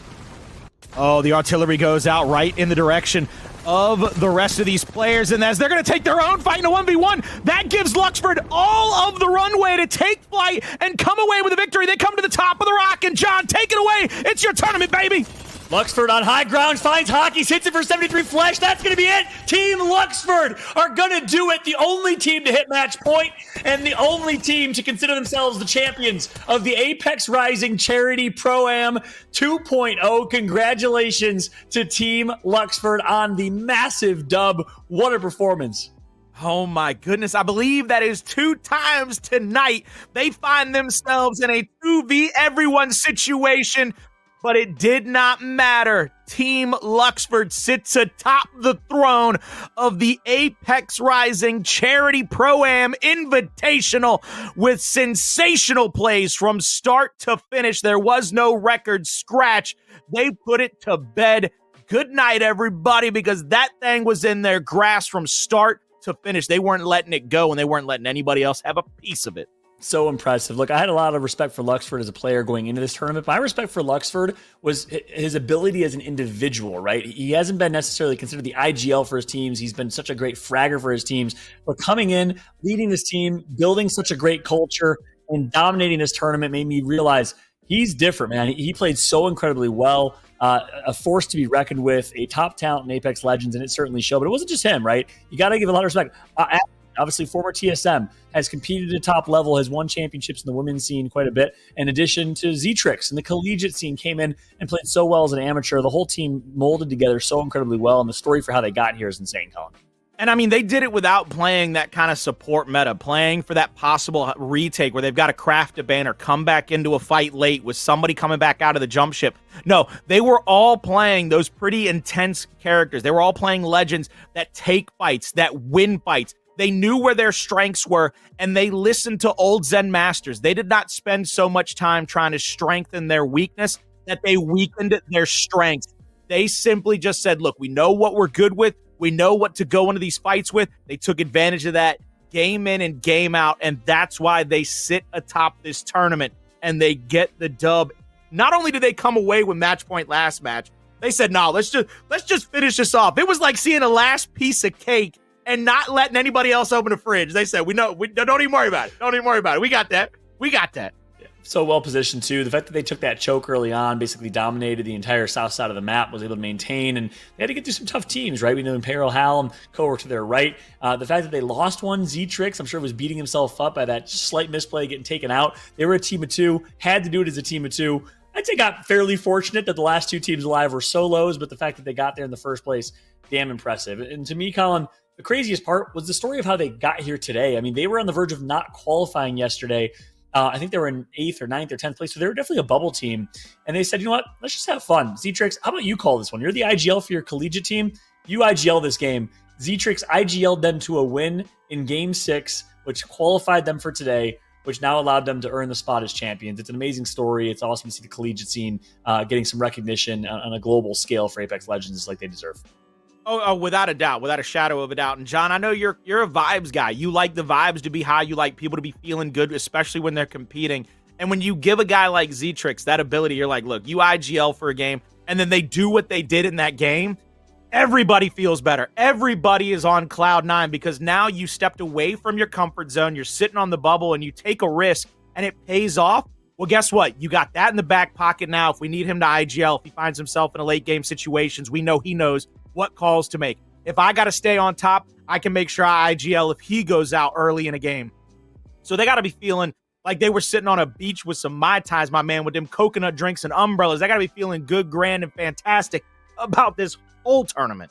Yeah, that's right. It's an awesome squad. Great story as well. Congratulations to all three of them. And of course, we talked about Avali and the fact that she represents the entire women's scene. So many great ladies of Apex competing in this tournament. And it really showed up. Janie yesterday playing alongside a Prizzy and T Squared took first place. Didn't have the success they wanted today, but overall still played incredibly well. We'll probably pull up the overall leaderboard to show y'all where exactly everyone ended up. But congratulations first and foremost to Team Luxford on the dub. And as I say that, look at that, on cue.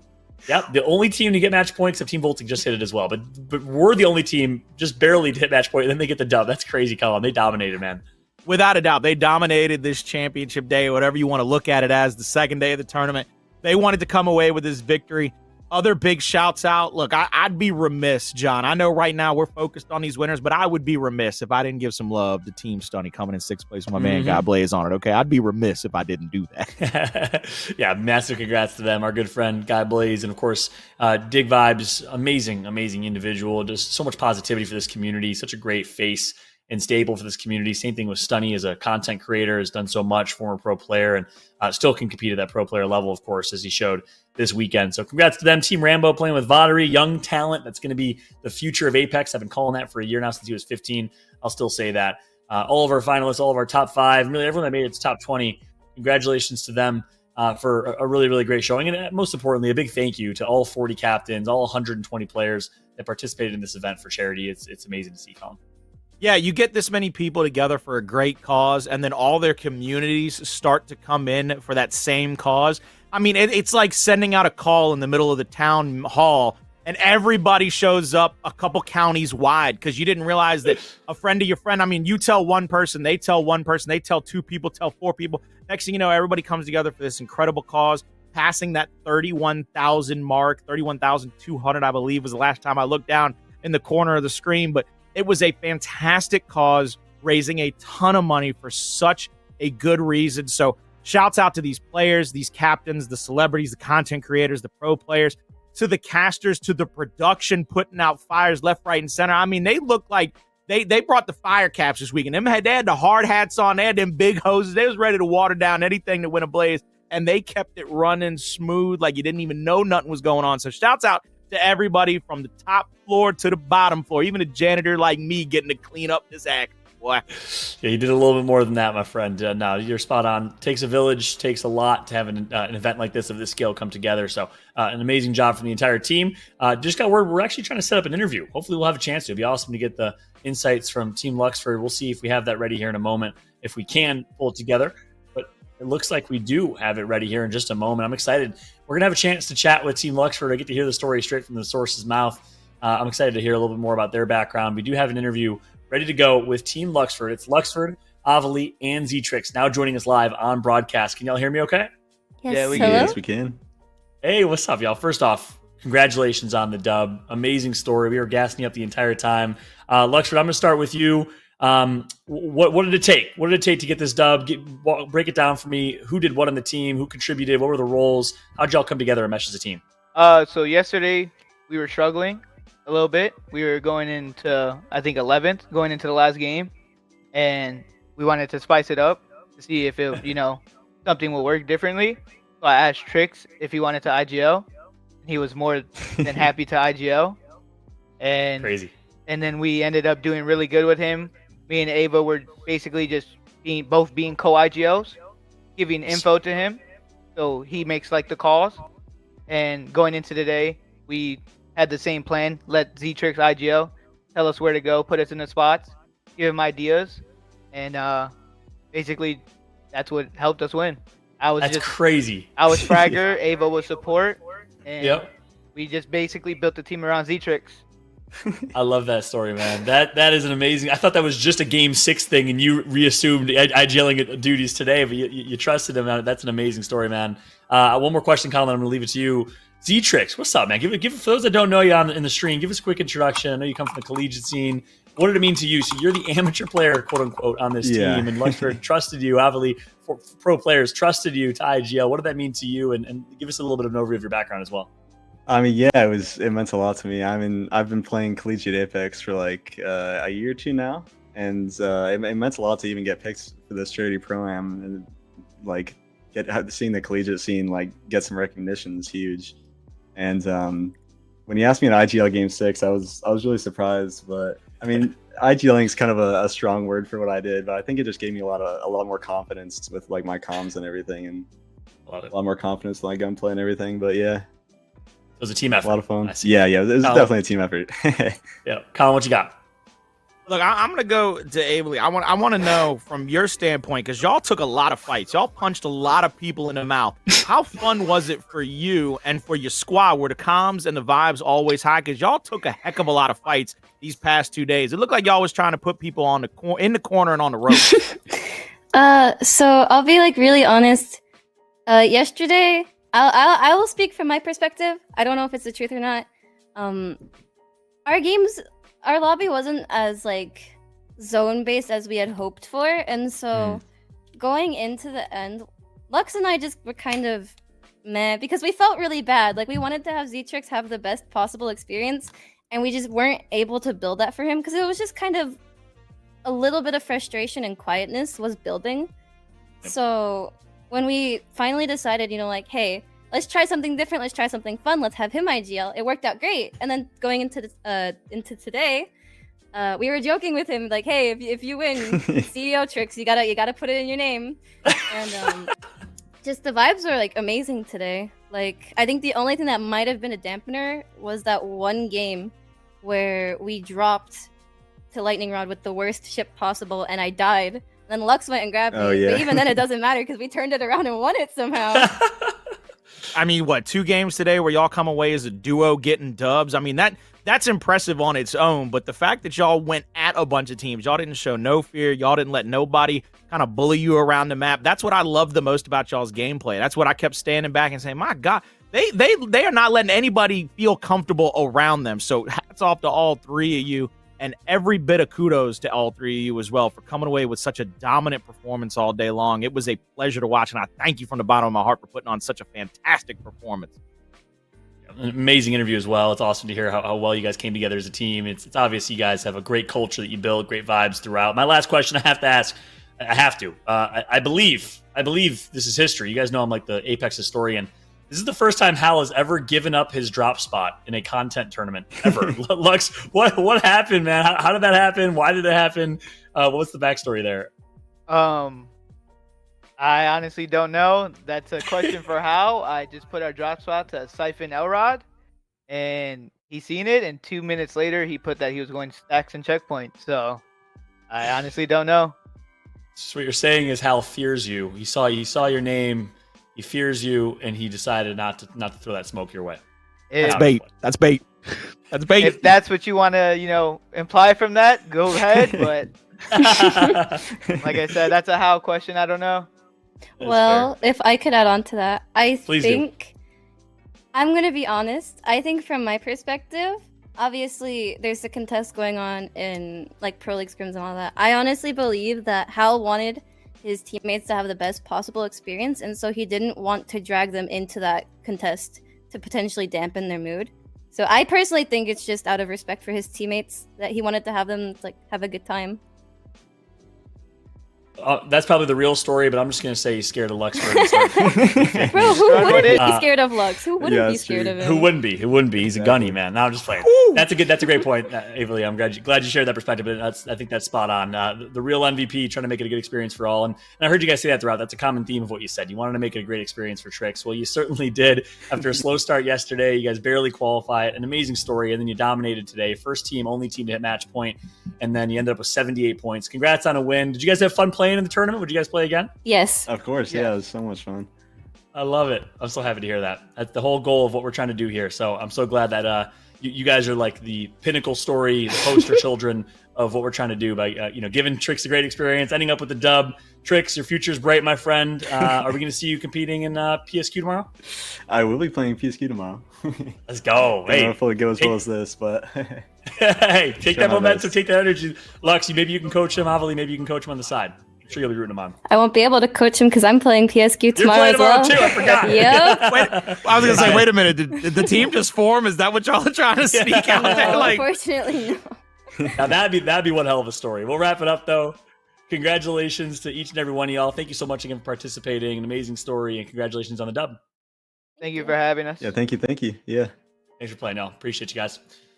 What an amazing story. Congratulations again to Team Luxford taking the dub. Avali, Luxford, and Z-Trix of the collegiate scene. Such an amazing story. Representation from so many different facets of the Apex community, which you love to see. Colin, it's sad to say, but we're going to be closing out this show today. Any final thoughts on your end, my friend, as we wrap up? my final thought is thank you to everybody in the production, to you, to Red for the tournament and giving me this opportunity. That's my biggest thanks that I got to give first and foremost. I wrote all the names down so that I don't miss anybody, but also I got to give a huge shout out. CB Chan, Dia, you, Hodge, Skids, Ravishing, Tom, Legendary Doll, and Zephyr.